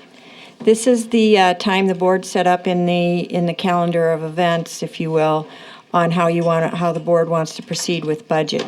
Last commission meeting, I gave you growth numbers. Holly's provided, as well as I have, additional numbers on over-collected revenues, underspent budgets, as well as change in cash reserves, as well as the difference in the growth figure of using just this year's CPI to the extent of adding last year's CPI in there, which is a difference of $677,000. And of course, the biggest issue for the board to decide is cost of living and merit raises, because that absorbs probably 80% of the county's budget because we're a service organization. We also need to know what the Healthcare Trust Board is going to do with insurance premiums, and any other budget goals that the board would like to do as special projects that you want completed in 2012 to 2013, or anything out of the ordinary. So we kind of need what we need from the board today is how you want us to prepare our first round of budgets, realizing that once those budgets come in, then I put them all into the spreadsheets and the worksheets, and I can come back and present it to the board and tell you how we're estimating your year-end reserves would be. If you need to cut to meet your budget goal of 0% operation, only include merit and COLA, frozen bottom lines, however you come into that, then I put those together and tell you what your year-end reserve will be, which the county commission's goal is 20%, and that hasn't been changed for some time. Commissioner Holloway. I have just a clarification question for me, I guess, and maybe I should have come to your office and asked this ahead of time, but the amounts that you used as estimates, that's listed here, amount estimated in general fund analysis, that's what you used when we were doing budgets for 2012. Yes. So when we ended the year with less unexpended budget, a little bit more in over-collected revenues than what you had estimated, and then we Increased cash. We increased cash. So how did that happen? There are other things that affect cash other than just expenditure and revenues. There would be adjustments. There was the bond proceeds. There are, I can have KJ go over a little bit more in detail if you want, but there are things that affect your cash. And this, other than just those two things. Also, that is an estimate making the assumption that 2013 budget follows the same process as 2012. So that's actually a year end for next year, assuming that you only use so much percentage of reserves, you only use so much percentage of cash for next year's budget. Those things will all change that amount once we get into the budgeting process. The biggest figure into that is how much we used for the how much we used to support next year's budget. So, if I may, Yes. Mr. Chair. So when we were, we just approved $250,000 from over-collected revenues and underspent budget for the Crisis Care Center, and I know we put $120,000 back for software reserves. But it looks like when you looked at at least what you had projected for setting the 2012 budget, we were really, between those two figures, or underspent budget and over-collected revenues, we were $380,000 in the negative. So where are we getting the money that we just allocated? It comes from the cash reserve difference that has actually increased. Okay. But some of that cash reserve is restricted money. I mean, if it's the bond money, if some of that's bond money and some of it, or it this could be is- some of highway funds. This is just general fund, and this is actual, it's less your special reserves, other than the ones that you had approved in 2012. And the reserves used to point to 2012 budget, as well as an estimate that you'll use for supporting 2013 budget. And the reserve total is a percent of the next year's budget. So depending upon that 32.62%, as I've had to estimate next year's budget, and that's usually a net change of 0, since we don't have budget goals yet. So that will change once we figure out what our budget goals were and we see what our first budgets come in at, because we'll have a budget to take it of. Maybe I'm missing something here, and I hate to dominate this discussion, but just. As long as you have the floor, you go ahead and All right, nominate. thank you. I thought the 32.62% reserves was at year-end 2011 Yes, but it's a percentage of next year's budget, of 2012's budget. of 2012's. But this is estimated through 2013, because we're assuming that the same information goes through, that you have a negative, that you have an even Steven change. So what did we have, what did we actually have left in reserves? What percent did we have left in reserves at the end of 2011? Your actual cash balance is 11,717,000 of unrestricted or unencumbered. I'm not getting your question. Do you understand it, KJ? I'm not sure I'm getting your question either. Well, I'm trying to figure out what is our percentage of reserves that we had left over at the end of 2011 as it relates to, and I think you always figure that reserve based upon what your next year's budget is. Yes, So which we've estimated. And that is, No, in 2012, we know what it is. We know what it is in 2012. right. So we had X amount of dollars left over at the end of the year 2011. What Yes. percent is that of our 2012 budget? The 3262. Because we assume that I've done no changes to the 2013. It's a percent of what we have as to compared to the next year's budget. The only thing I've been able to do to the next year's budget is estimate it. You keep talking 2013 budget. And Right, because I'm that's talking 2012. That's the number of dollar amounts, but the percentage is always figured off of the next year's budget. That's the way the law reads, is the percent that you can have of next year's budget is 40% or less. The board has set that at 20%.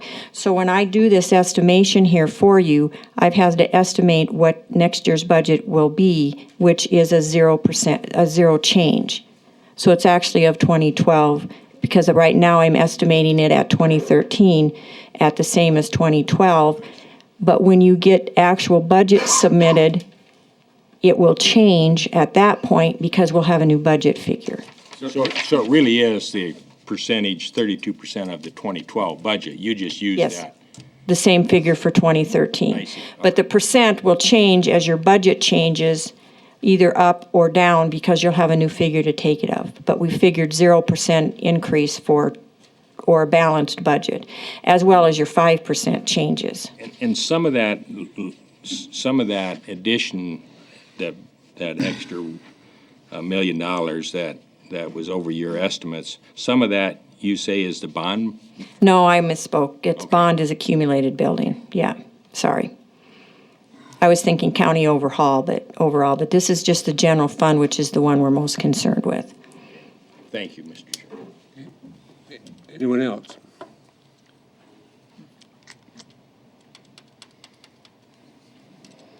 I've updated this form and just sent it out this morning because I needed the information, is the difference between what your maximum taxes will be with the CPI and growth for this year, as well as if we added in the 2.1. Those are two figures that I think we should keep in mind as we go through.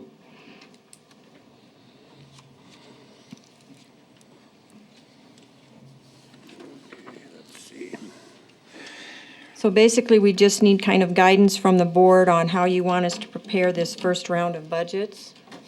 Hopefully, we only have to do them once, but that is often pie in the sky wish. I've got another question, I guess. Yes, if I go could, right ahead. Mr. Chair. So the maximum tax, that those figures that you're showing there of CPI with growth of 2,033,159, that's the increase, that's the amount that. That's the extra amount if you only take this year's CPI and this year's new construction, which was at a record high of 222 million. That figure had changed from the original one that I sent out once we actually have dissolved a TIF that has benefited Pennington County. Okay. And then the other question I have is the extra dollars available, where is that coming from? The 677,000. That's if we use last year's CPI. That carries over. Okay. That's the maximum that you can increase next year's tax levy is by both of those combined. And I give you that information, though this board has indicated that they do not want to use it. It's still up to me to give you that information. Thank you. And the 2.1% is last year's. Last year's CPI, which the law allows us to accumulate that for 3 years. So the next 3 commissions can have the opportunity to use it. If not, it'll fall off. If you don't use this year's, the same thing will happen. That one will accumulate. We forever lose the growth dollars, which were a little over $1 million last year. Some of the things that Holly had mentioned here that are kind of pending or have been brought up is what is going to happen to the ITS department. The unmaintained road project, which I think that has to do with those portions of the road. That would be an unorganized road levy usage or additional tax dollars if they were not unorganized road. Elected officials' wage policy, which Commissioner Peterson brought up. The health insurance premium. We need to know if we're standing solid on the large increase we had last year. The Healthcare Trust Board in the past has not acted on that until they get their premium renewal for July 1. I've requested that they do it sooner so we can have a figure for budget. Any out-of-the-ordinary equipment purchases, we still have $200 and some thousand left in your equipment reserve. I don't know if you're using that mostly for the IT, but that can be designated. And then Holly's asked for some kind of long-range planning, and I don't know how the board wants to proceed on that. So those are just some of the issues that have been brought up in the past few months that either by the commission as a whole or an individual commissioner that we kind of need to have direction on how to go forward. And of course, the biggest question is what you're going to do with salaries because they're such a large portion of our budget. And then how you want us to prepare our operationals part.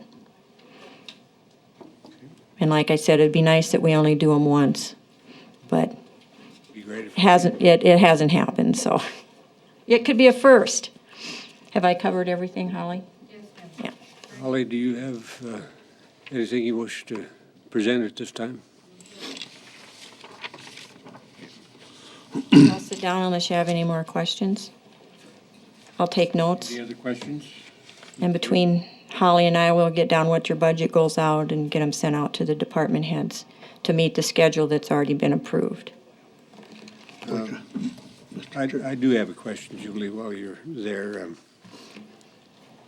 The sheet that Holly has prepared, and she indicates the heading 2013 budget, the new growth figures for support of the 2013 budget are as follows, and then there's $2,034,000. Is that the growth figure, the assessed valuation growth calculated against the present levies? Or how does that? How that percentage is calculated is we take last year's property value, take the new growth, which is a separate category, and we find a percentage off of that. And that is what the 2.75 is. Then we combine that, the 2.75, with the 3%, which is the cost of living that's verified or certified from the state of South Dakota. We don't get to pick that.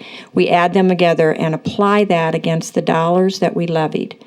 So the maximum tax, we're under a maximum tax dollar freeze, not a levy freeze, and not a valuation freeze. It's a tax dollar freeze. And to that, you can add the $2,033,159, kind of depends upon which calculator you use. So the combination of those, of the growth and the CPI, is where she's getting the 3.6. Is that correct, Holly? Yeah, she's totaled those two together, whereas they're two separate figures.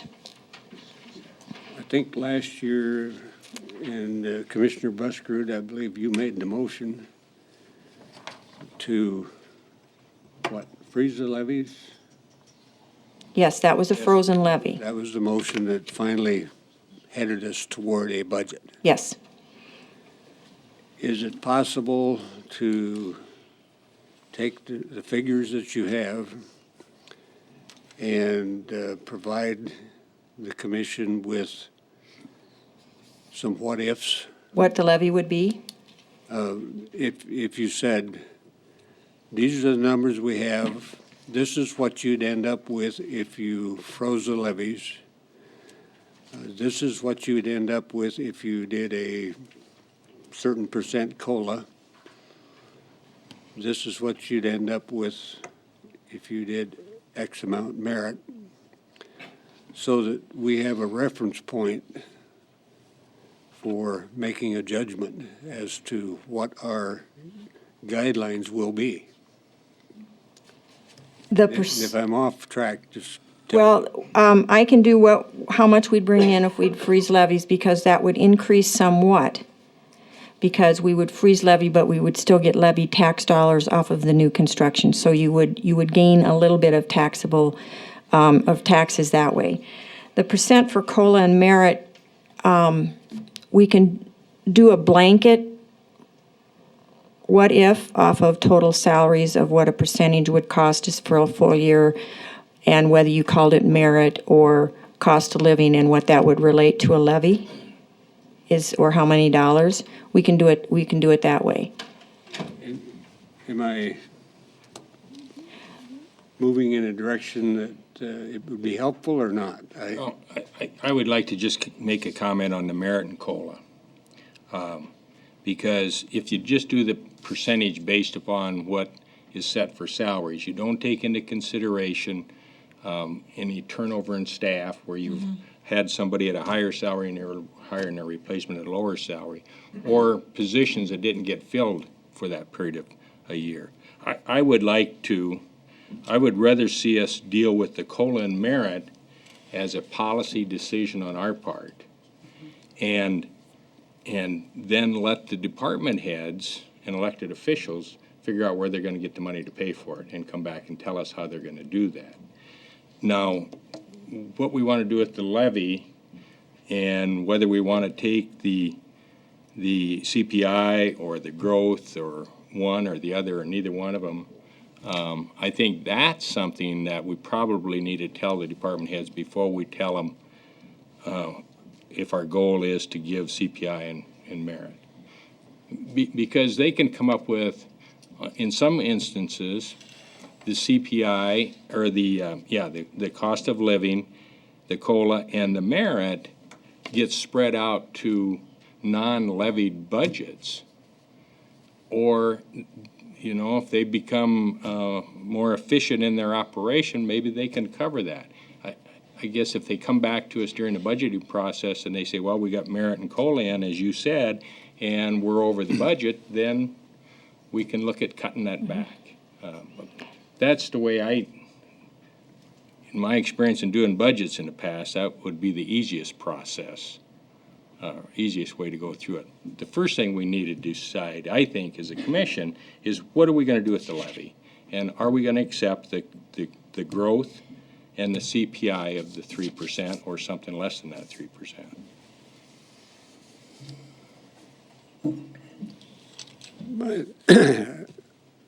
I think the main thing that I'm focused on is that we get ourselves as a commission in a position to move forward with decisions that will come as close as we can to following the plan of action, so to speak, and smooth it out.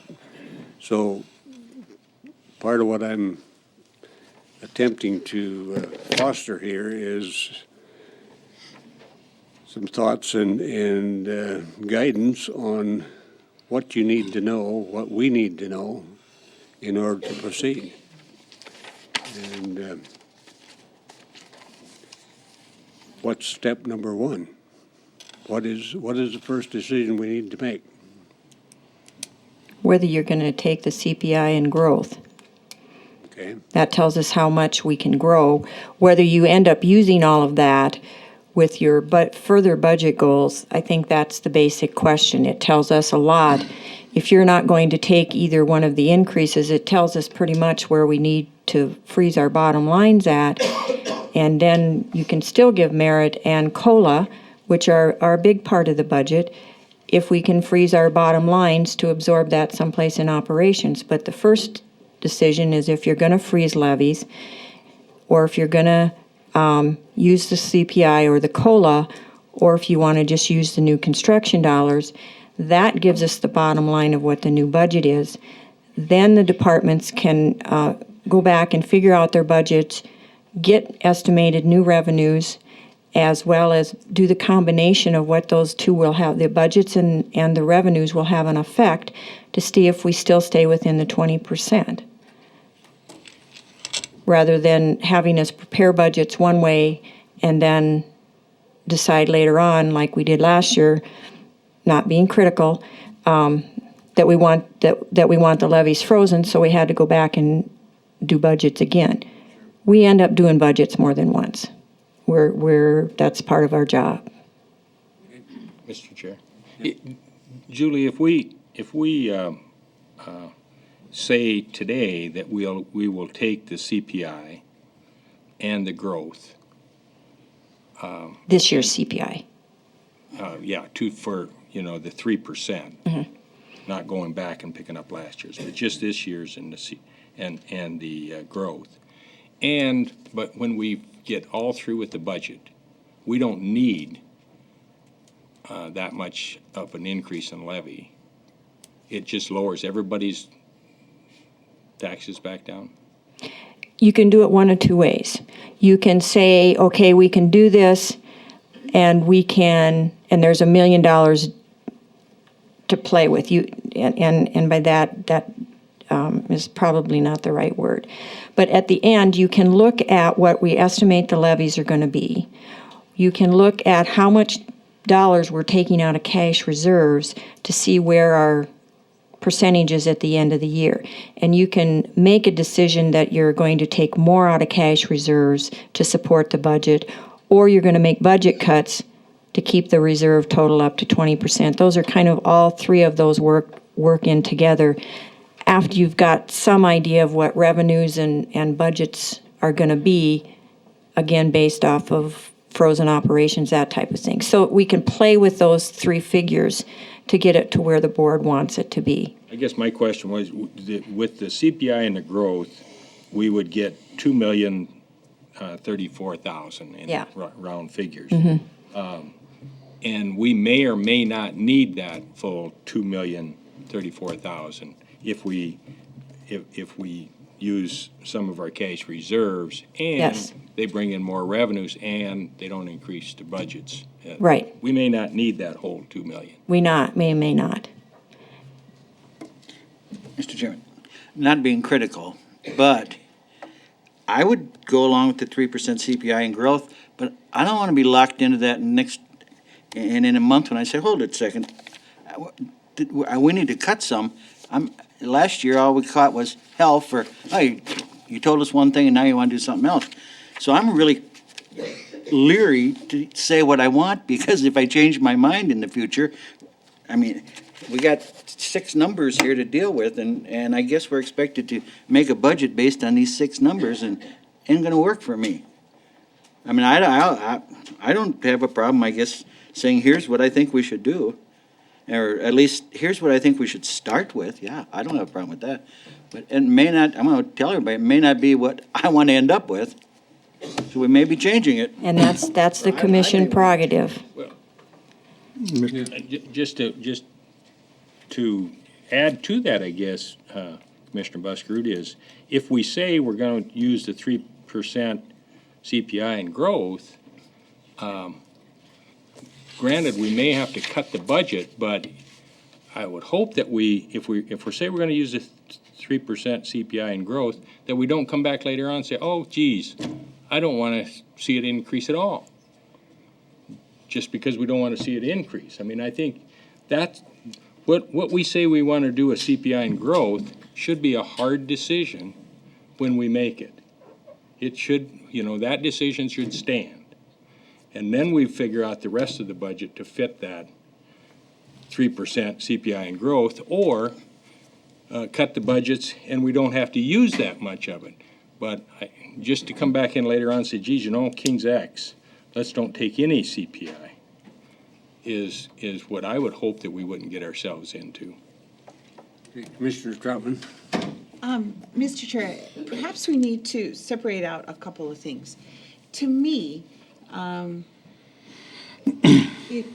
it's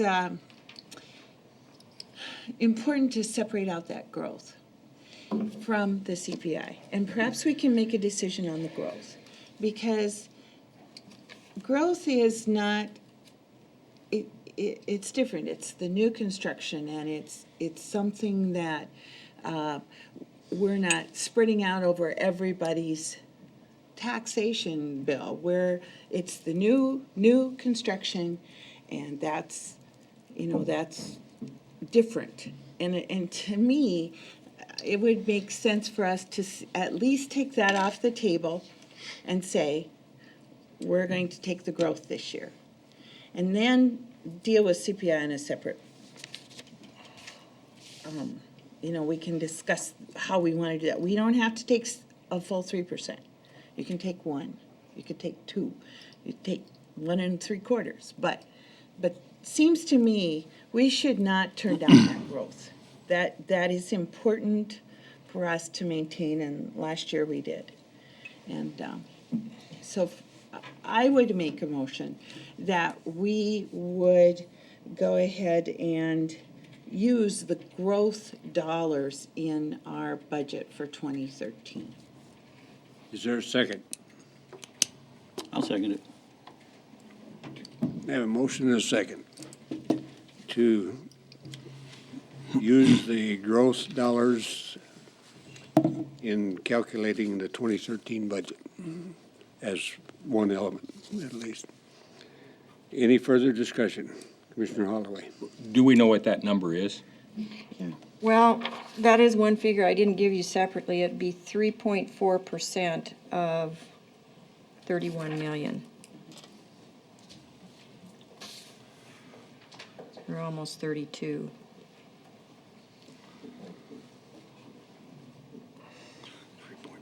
If 2.1 is 667, 3.4 would probably be close to $1 million. Does that sound right? If the 2% growth gives us 677 and new construction was 3.4, it'd be half again as much. It'd be about, because the 3% of 32 million would be 960, so it's about $1 million. Yeah. And I'll get that on the report. That's the one figure I didn't have out. I wish Shannon was here, but in terms of growth, as you have a category, I think looking at my assessment notices, everything went up about 4, 5, 6%. Different parcels. Is that counted as the growth, the increased valuation of? The valuation is just a change in valuation, number one, is not considered growth. Growth is new construction, a new garage, a new floor in your basement, improvements to your basement, improvements to your home or your land. That's new construction. And with this motion, then we will be applying the levy to that new construction. If we don't take the new construction dollars, then they actually pay the same levy as we're paying, but we're not garnering anything for the use of those services. So if there's a change in the value when there's been no construction, we don't get to use that in our calculation of growth. It would pay the additional levy. It will pay, the added dollars pays the levy that we end up with, but added dollars also reduce that levy. And we have to take into the factor, and though the values may have gone up very little in the county as a whole, the factor that we use to get us to the 85% for school factor has gone down. So our values, when we tax them, will be less than last year, if you stayed exactly the same. Some parcels went up, some parcels went down. But the... That was exactly what I was going to state. Oh, okay. Yeah. And we had more new construction this year than we've had in the past. I think last year was 157 million, and because of just one TIF undissolving, it changed us up to that 222. Any further discussion on the motion? Hearing none, those in favor of the motion say aye. Aye. Opposed? Motion carried. We drove one peg in the ground. Can I ask a question? Yes. Mr. Chair? Julian, I'm thinking unorganized road, and they were talking about adding more roads to maintain by the county. So can the county take the 3% increase CPI and apply it just to unorganized road, or does it have to apply countywide? Or can they apply that increased CPI just on org road? They can apply a different CPI to every fund if they so desire.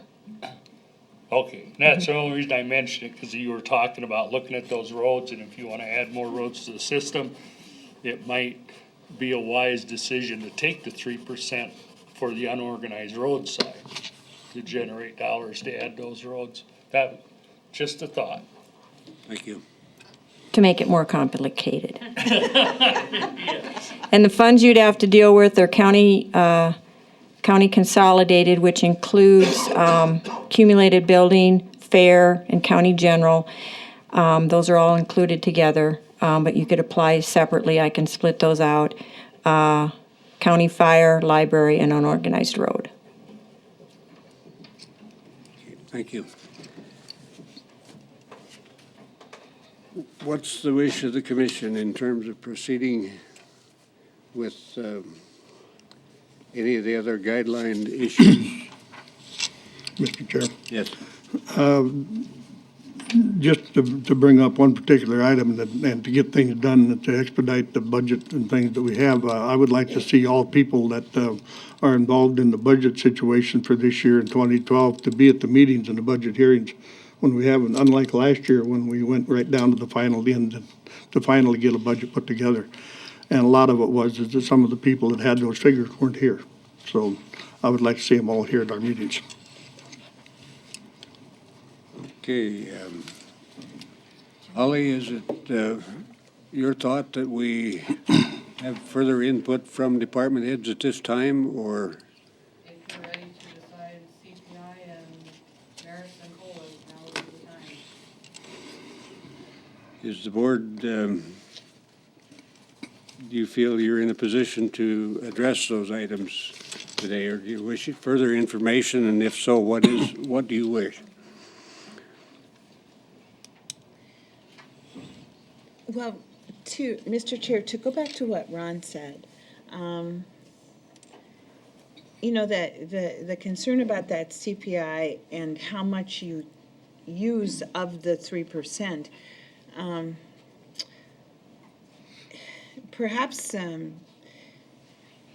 that is if we could just set a percentage, and see where it's at when we get the budgets brought back in. To me, it's only fair to everybody, as well as the taxpayers, to say, well, okay, we're gonna use 1% of the CPI. That's not my motion, but let's say that, and we get the budget back and we're not comfortable with where we're at, we can pull You can back. change it. Yeah, we can pull back on that. So maybe we don't want to take the whole amount. I have seen in the past where you just do a lesser amount. You don't take that whole CPI. And so maybe we need to discuss it from that viewpoint. Let's not take the 3%, but what percentage of that would we be comfortable with to at least get this going? Mr. Chair. Commissioner Holloway. A question for you, Julie. If we would say today, let's give a cost of living increase to all of our employees at 3%, because that's the amount that the county can increase the levy for. Yes. And let's reinstate the merit pay for our employees, those who are eligible for merit based on their performance. If we were to say those two things and not address the CPI, when we put the budgets together, then you would be able to tell us how much of that CPI we would have to use Yes. to balance the budget. Yes, we can do it that way. I mean, it's kind of a little bit. But it would also give you an accurate figure of what those two amounts would be. And if 3%, if you give us direction to do a 3% COLA, if you then decide only to do a 2%, we divide it. And do it that way. If we're given merits out off of a COLA spread, then they would be a little bit less, but we wouldn't necessarily need to refigure them.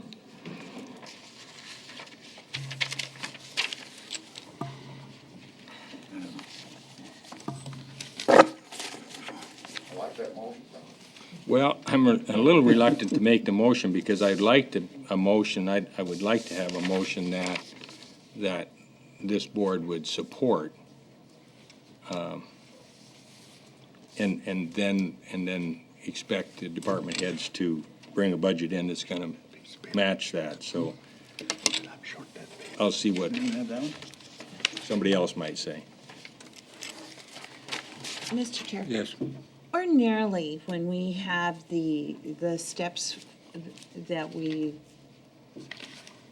use in our wage scale. The merit steps. The merit steps, what is that? What was that? Isn't it about 80%?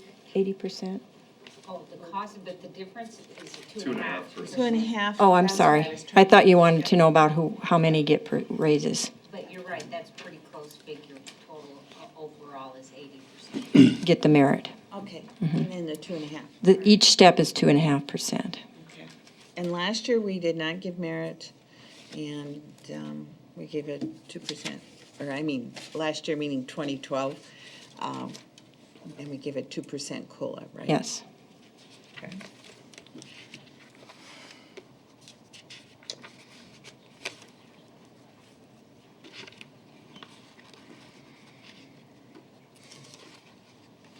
All right, I'll just make this motion and you can shoot it down to get this off center.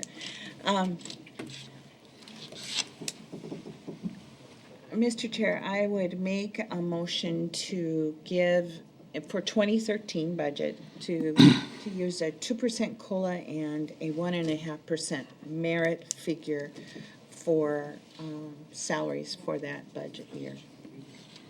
Is there a second? Wait, Nick's saying that won't work. Oh, it won't? I don't know if you guys need a second the motion for discussion or. I'll second it for discussion.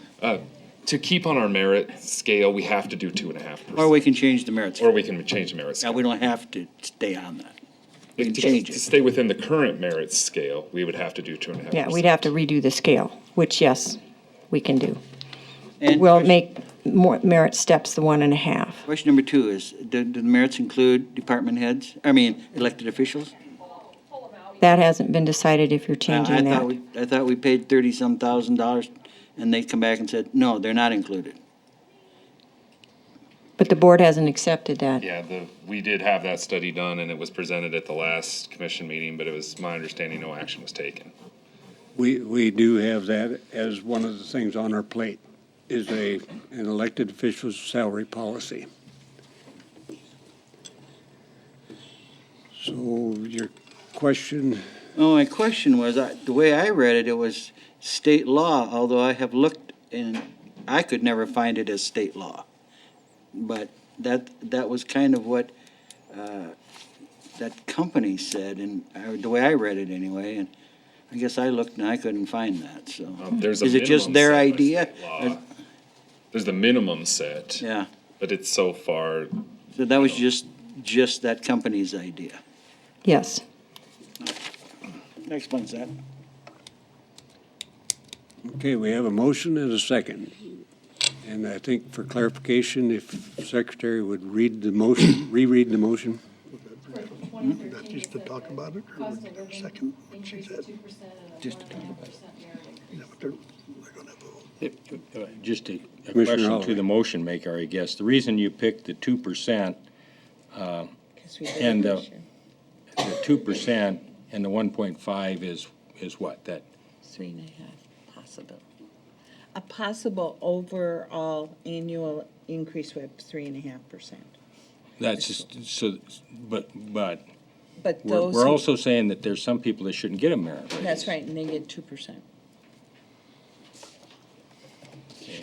Well, I, Can change it. I'm just trying to get somebody to do something. yeah. I don't think the 2.5% merit is an exorbitant increase for people who are doing a good job for the county. And when the cost of living as calculated by the state has went up 3 point something. 3.6. I think a 3% increase would be justified. So I'll make a substitute motion to give the 3%, ask to, at least for budgeting purposes, to calculate it at the 3% COLA and merit based upon our current merit pay scale. That's a total of 5.5%. For those who are, Meritus. who are doing a good job for us, yeah. Is there a second to that, the substitute motion?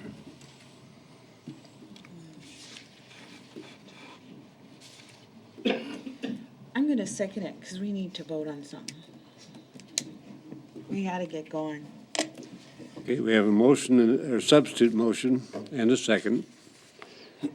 Does anyone wish that restated? If not, we'll have a roll call vote on that. Can I ask a question first? Yes, you may.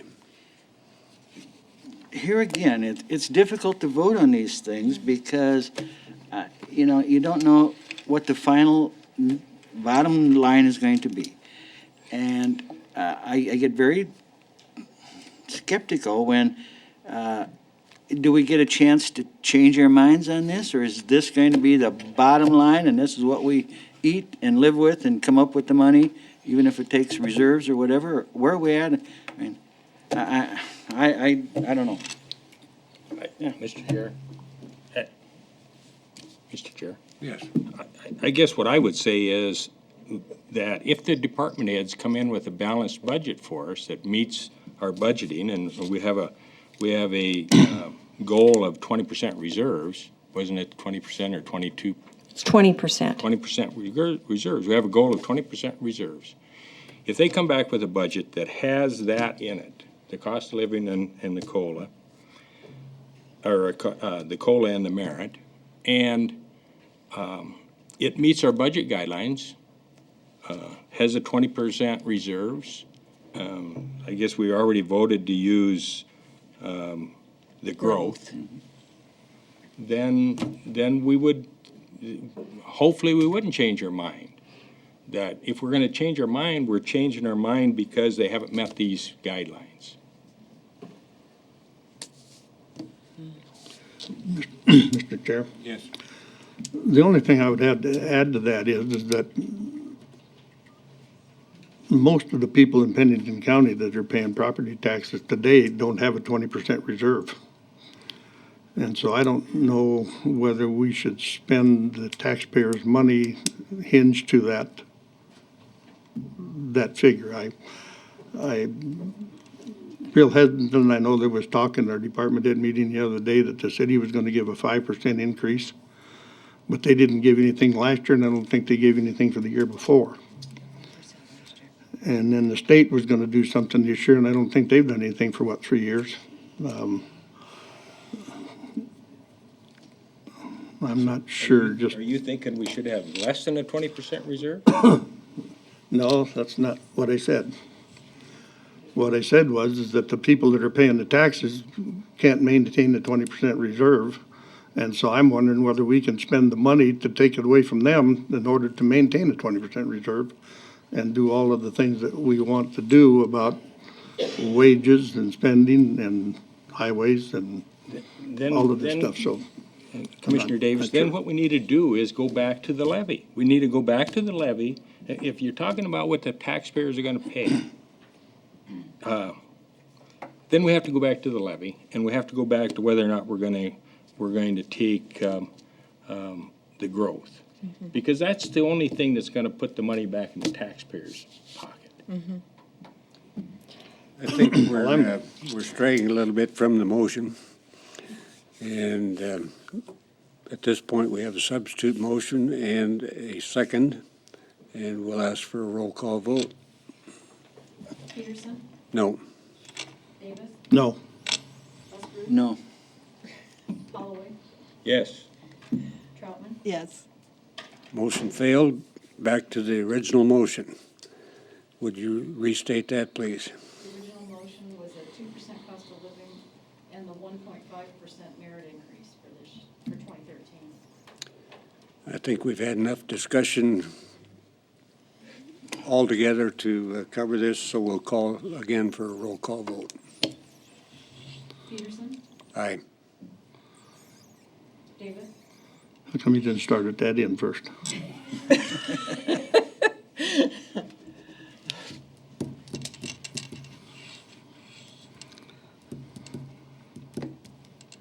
Whose turn is it to vote? It's mine. I've got a real quandary here. You want to pass?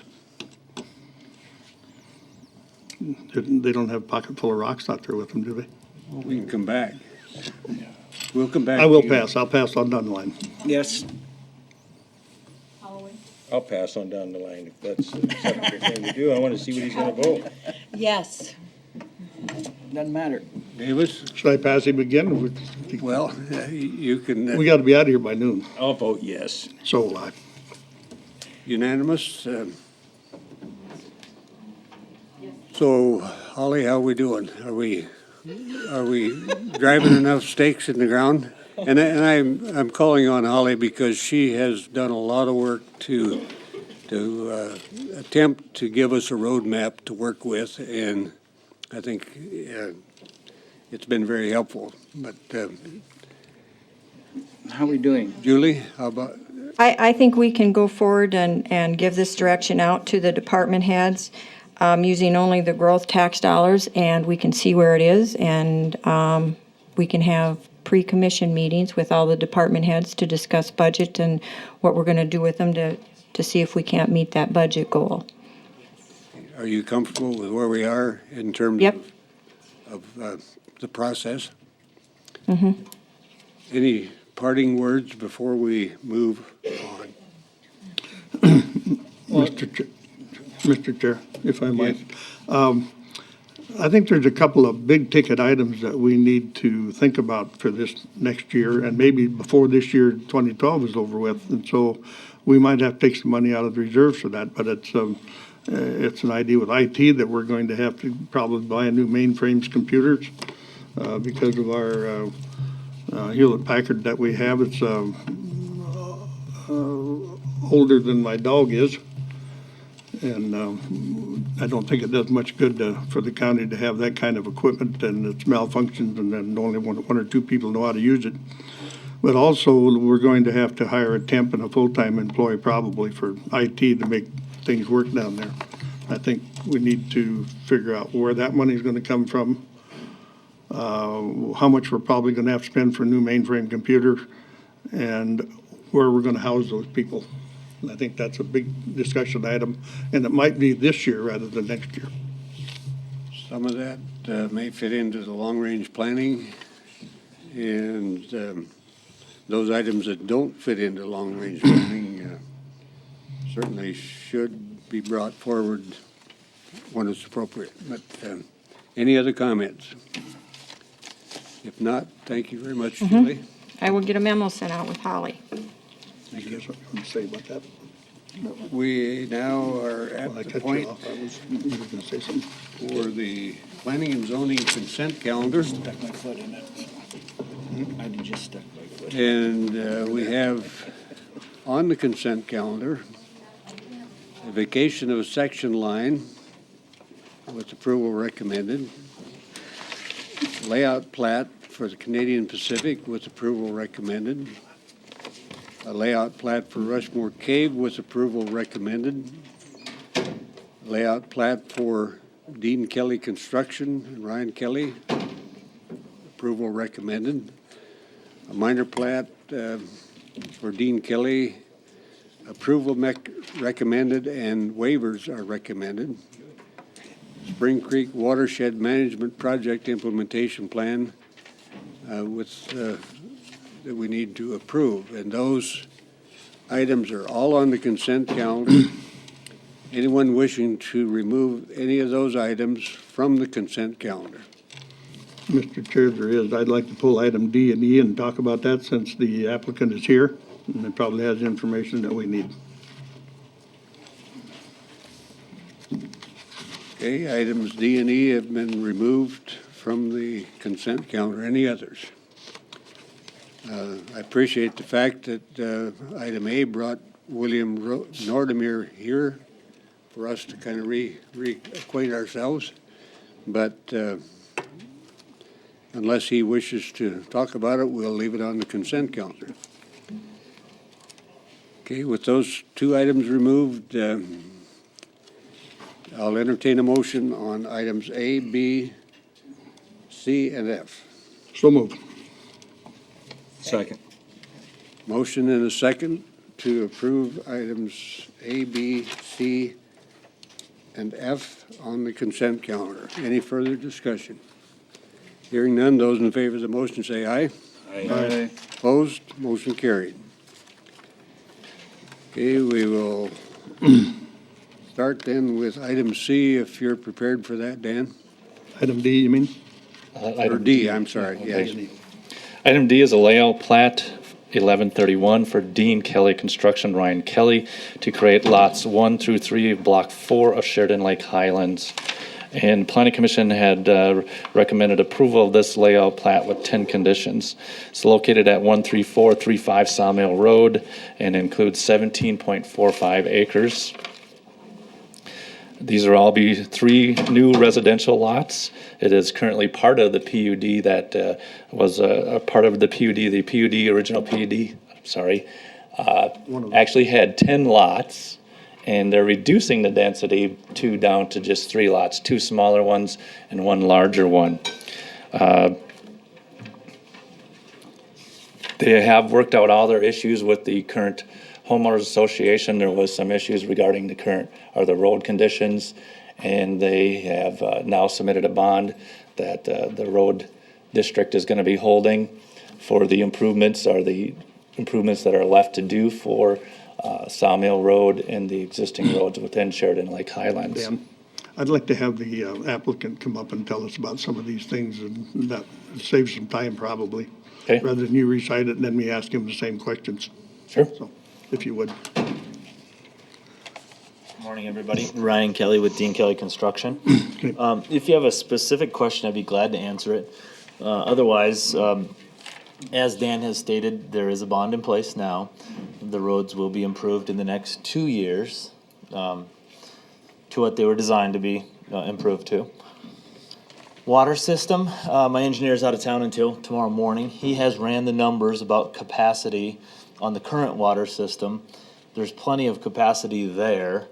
As far as, I think maybe something came up with water quality.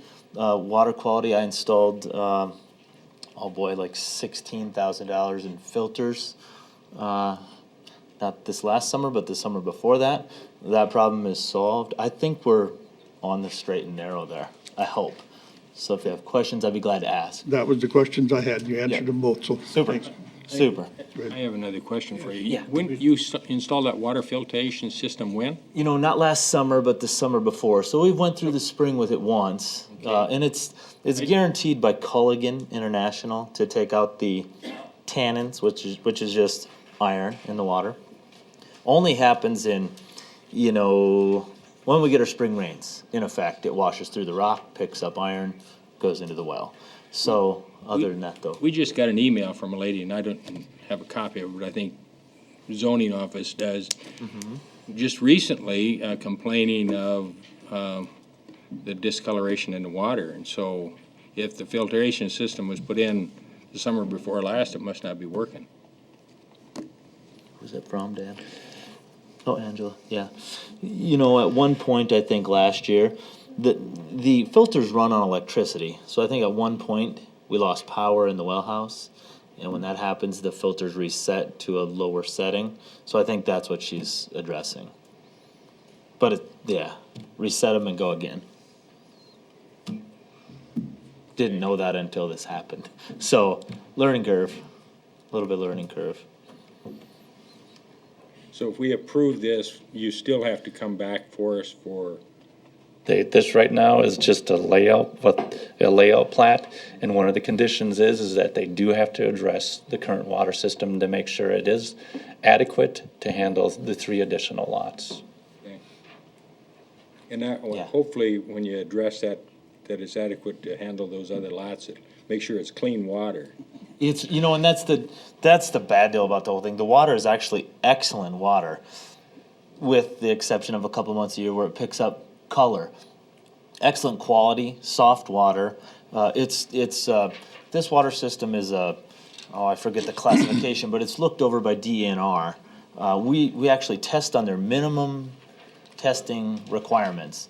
So that would tell you that the water quality is very good, because it takes like 2 or 3 years to reduce those testing standards down to that. So it's been in place, and it's an excellent water system, with that one exception. But we think we have that fixed, so. Well, you think you got it fixed, but I would venture to say you don't have it fixed, or otherwise, we wouldn't have got that email if it was fixed a year ago last summer. Well, as he indicated, he believed it shut down once because of the electricity shutting off. Yeah. We have not received any complaints. This spring, we don't know yet if it's not working. It usually happens in the spring is the complaint we received. Yeah. And if I was venturing to guess, they might have been using this for leverage for that bond. They have their bond now, so I bet you don't hear anything. But if you do, we'll handle it. Any other questions or comments? Do we need to make separate motions on both D and E, or? Did you have any more questions on E? Good. Now I'll make a motion to approve D and E. Is there a second? Second.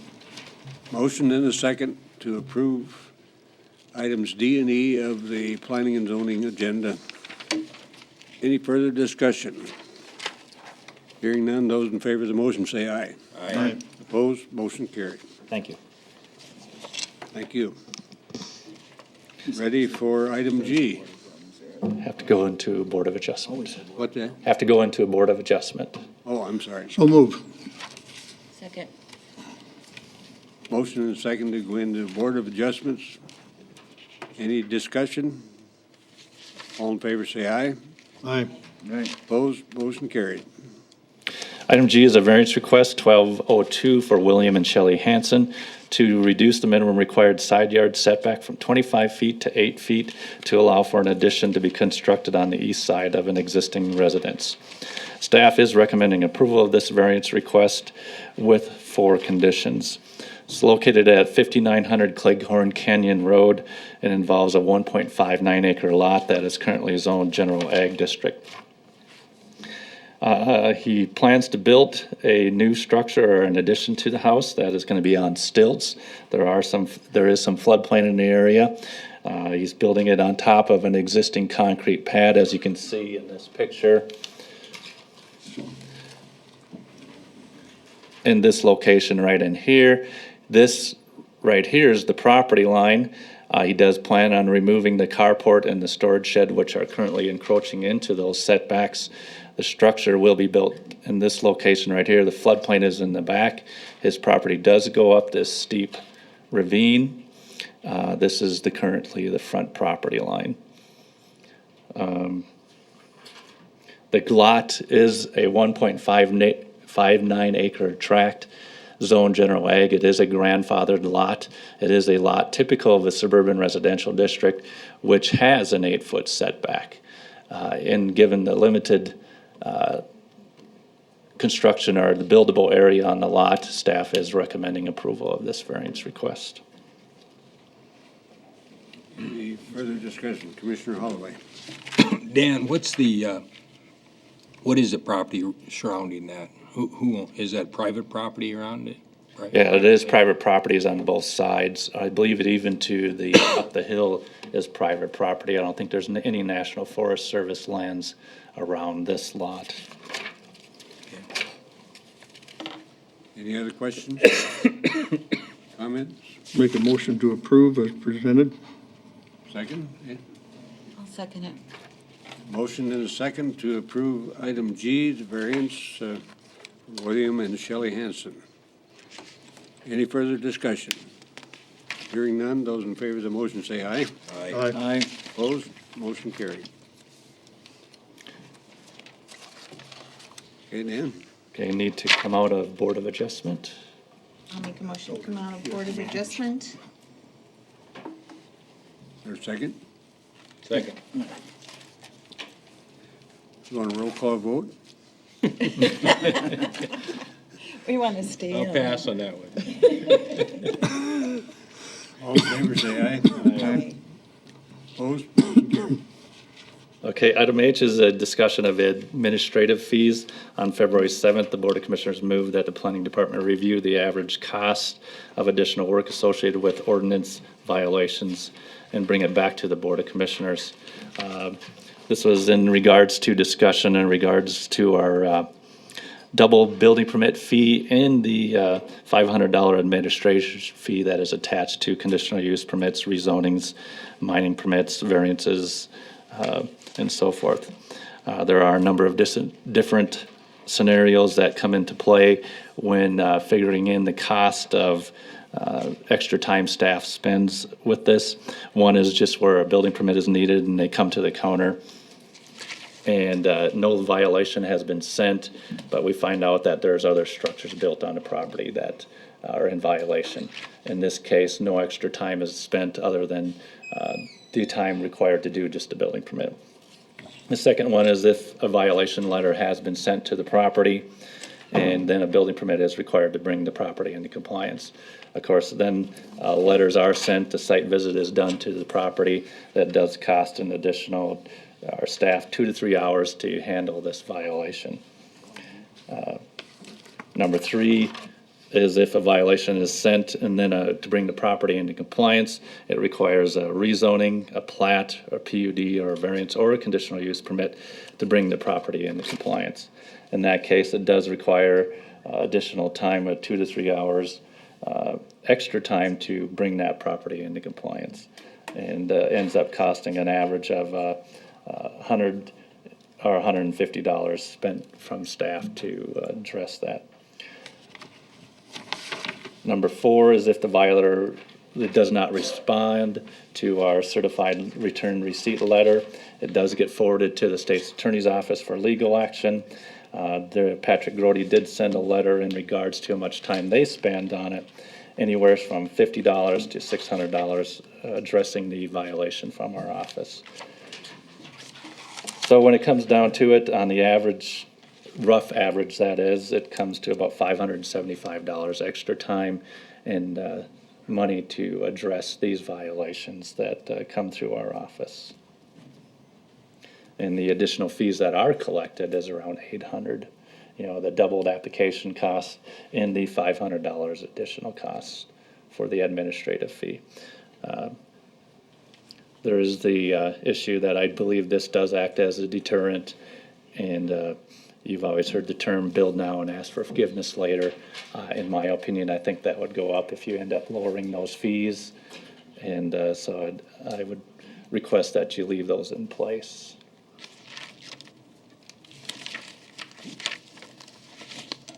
Any discussion?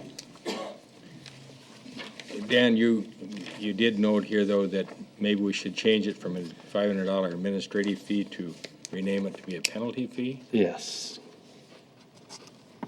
Because that's essentially what it's been. Yes, that is the case.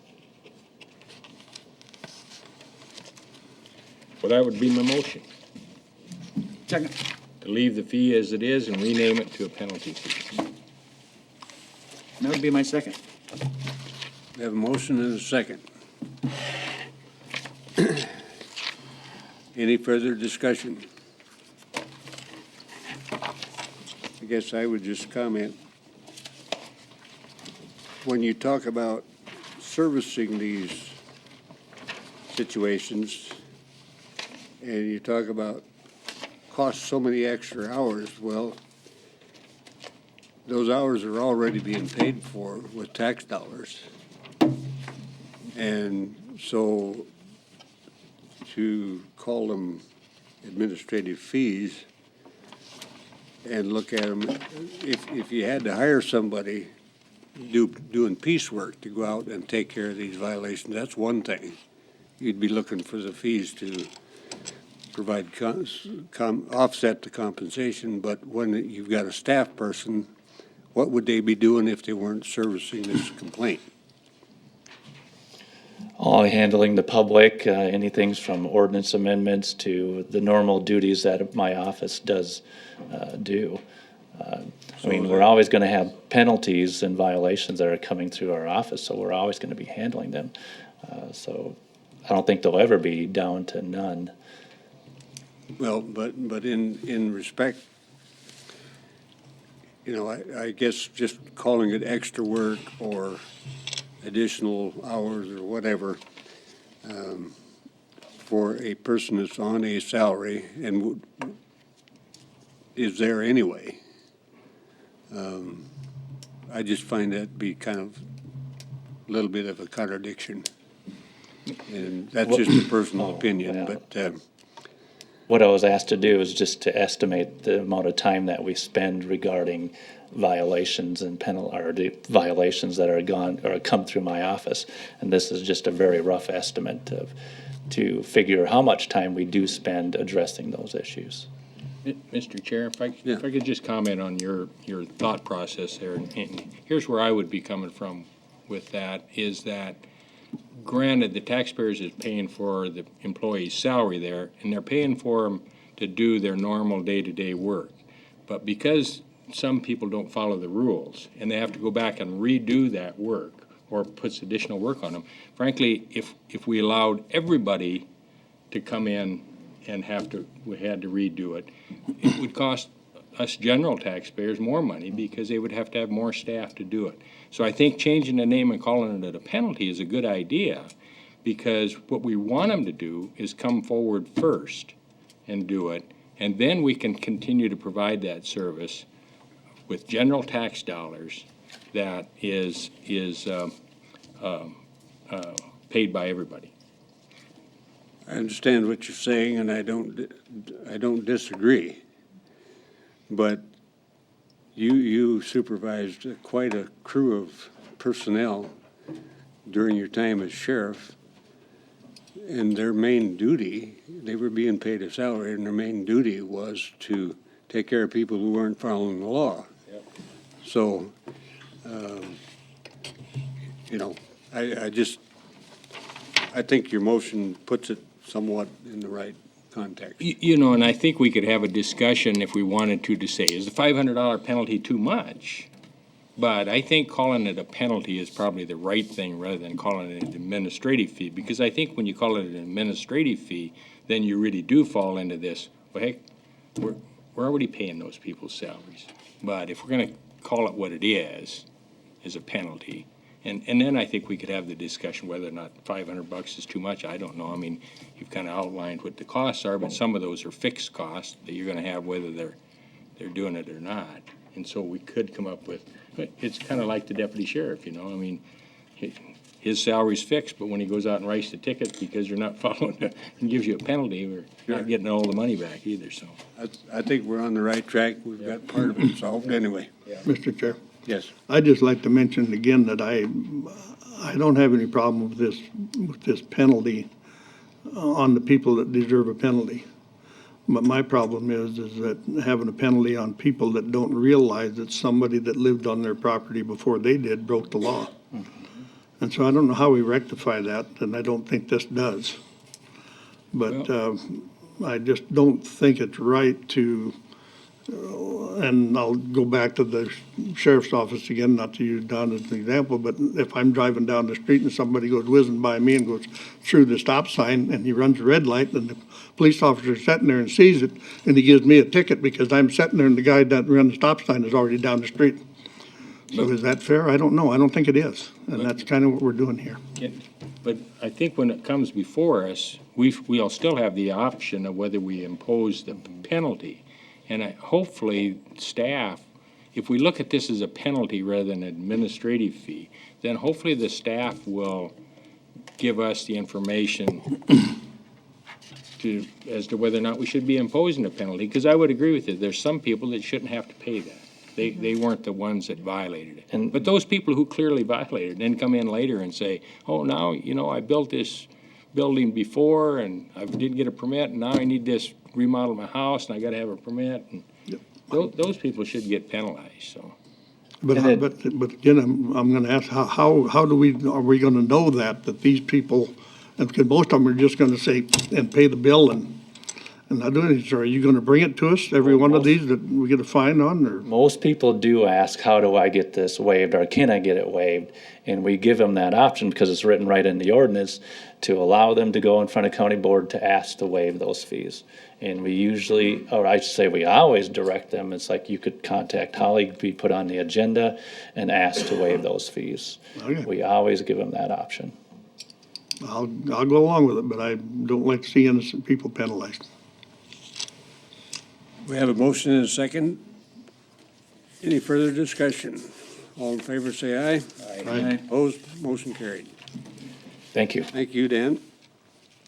Committee reports. Commissioner Troutman? We did have our first County Mountain Pine Beetle meeting on last Thursday morning. And what we did is we tried to develop some goals for our county, and of course we did discuss what was presented earlier with the spraying program. So, you know, we'll be meeting on a regular basis and working on what to present for next year for budgeting and so on, and how we will best spend it. Commissioner Alawi?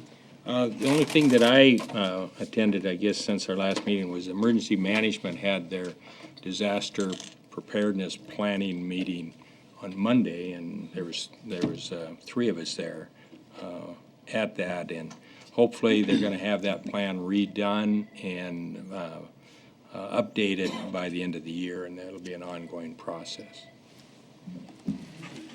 Commissioner Busker? In a few minutes here, I'm going to be leaving for Pierre. I've got a board of directors meeting for the association at 5:30 in Pierre, and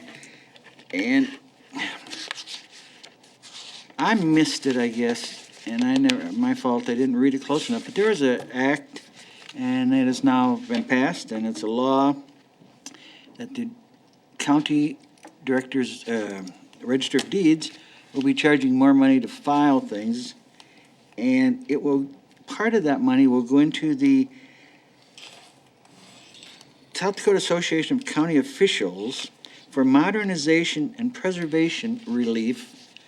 And the money will be divided equally among 66 counties in South Dakota, meaning that Pennington County, being one of the two largest contributors to that fund, will be paying for modernization and preservation of other counties' register of deeds. And I think that's totally wrong. If they want to modernize, I think then their taxpayers in that county should pay to do it, not us. I would like this board's opinion on, should I bring that up or should I let it drop? Because it won't be popular, because the board of directors obviously is made up mostly of small county commissioners. You're outnumbered. We're outnumbered. Mr. Chair. Yes. I totally agree with Commissioner Busterud on this item, and I don't think that Pennington County taxpayers should be paying the bill for people that only do 3 or 4 transactions a year, and they still have a full boat head of steam of employees, where they could join some of their offices probably and get a little better bang for the taxpayers' buck in their smaller counties. And the way I read this, it says that this money shall not be used, shall not diminish the duty of the county governing body for funding salaries, personnel, supplies, equipment, et cetera. So the money can't be used for that, except if they did, if they had one person doing all those jobs, then that money could be used for preservation and modernization. So, it's 6 of one, half dozen of the other, but I don't know, maybe it's a good thing. I talked to our register of deeds who thinks it's a great thing. Do you interpret from that they're attempting to establish uniformity in the recording of property That would be my guess, sure. factors? And it's probably a good thing, and every county needs to do that. But, I guess maybe up until a few years ago, we were as backward as any county. We're actually moving into the 20th century now instead of, we're not quite to the 21st, but. Maybe you should explore while you're down there to see, maybe we'll get a bunch of money out of the deal. Well, we're gonna be paying it, it's a strange deal. It says that they will divide equally the money between 66 counties. So, no, we're not gonna get as much as we're gonna pay in. And we're not gonna pay it in. The people using those facilities across the hall will be paying it. I would be interested in hearing what their guidelines are, what their, what specifically they've got in mind for that money. How about if I don't get too excited, which I sometimes can do, but try to find out some information? I think that'd be great. Yeah. Okay. I want you to do your prosecuting attorney bit where you ruffle up your hair. Nah, I'll try to control myself. Not always easy. Fire at will. Okay, thank you. Will is the I had to leave in the middle of your last meeting, as we know from what went on today, but had a couple of functions at the base that we had to take care of. One of them was retirement, another one was a promotional deal at the base. Been to the chamber meeting, and they think that the citizens should put forth a petition to make longer term with the city, with some discussion there, and they think they voted to stay out of it and let the citizens take care of the problem. And I think that's probably a pretty good idea. I'll let it all go from that because Ron's gonna have to get out of here. We do have an item 2 in the executive session, so that's the end of my story. I'll just report that I attended the air quality meeting. I think they're quarterly, and that's probably too often for what they get done. It's true. They don't clean up the air a bit, do they? But anyway, also the RC&D committee, and they're certainly in stride with the efforts of the pine beetle thing and just add another dimension to what Commissioner Troutman is working with. The only other comment I have is that I would encourage you to do some deliberation on the elected officials' salary policy, because I do think that's something we need to put into place as a tool for managing the affairs of the county, fiscal affairs. Other than that, public has sort of disappeared. Funny how it works like that when you put it at the end of the meeting. And so entertain a motion for executive session. So move. Second. Any discussion? All in favor, say aye. Aye. Opposed? Motion carried.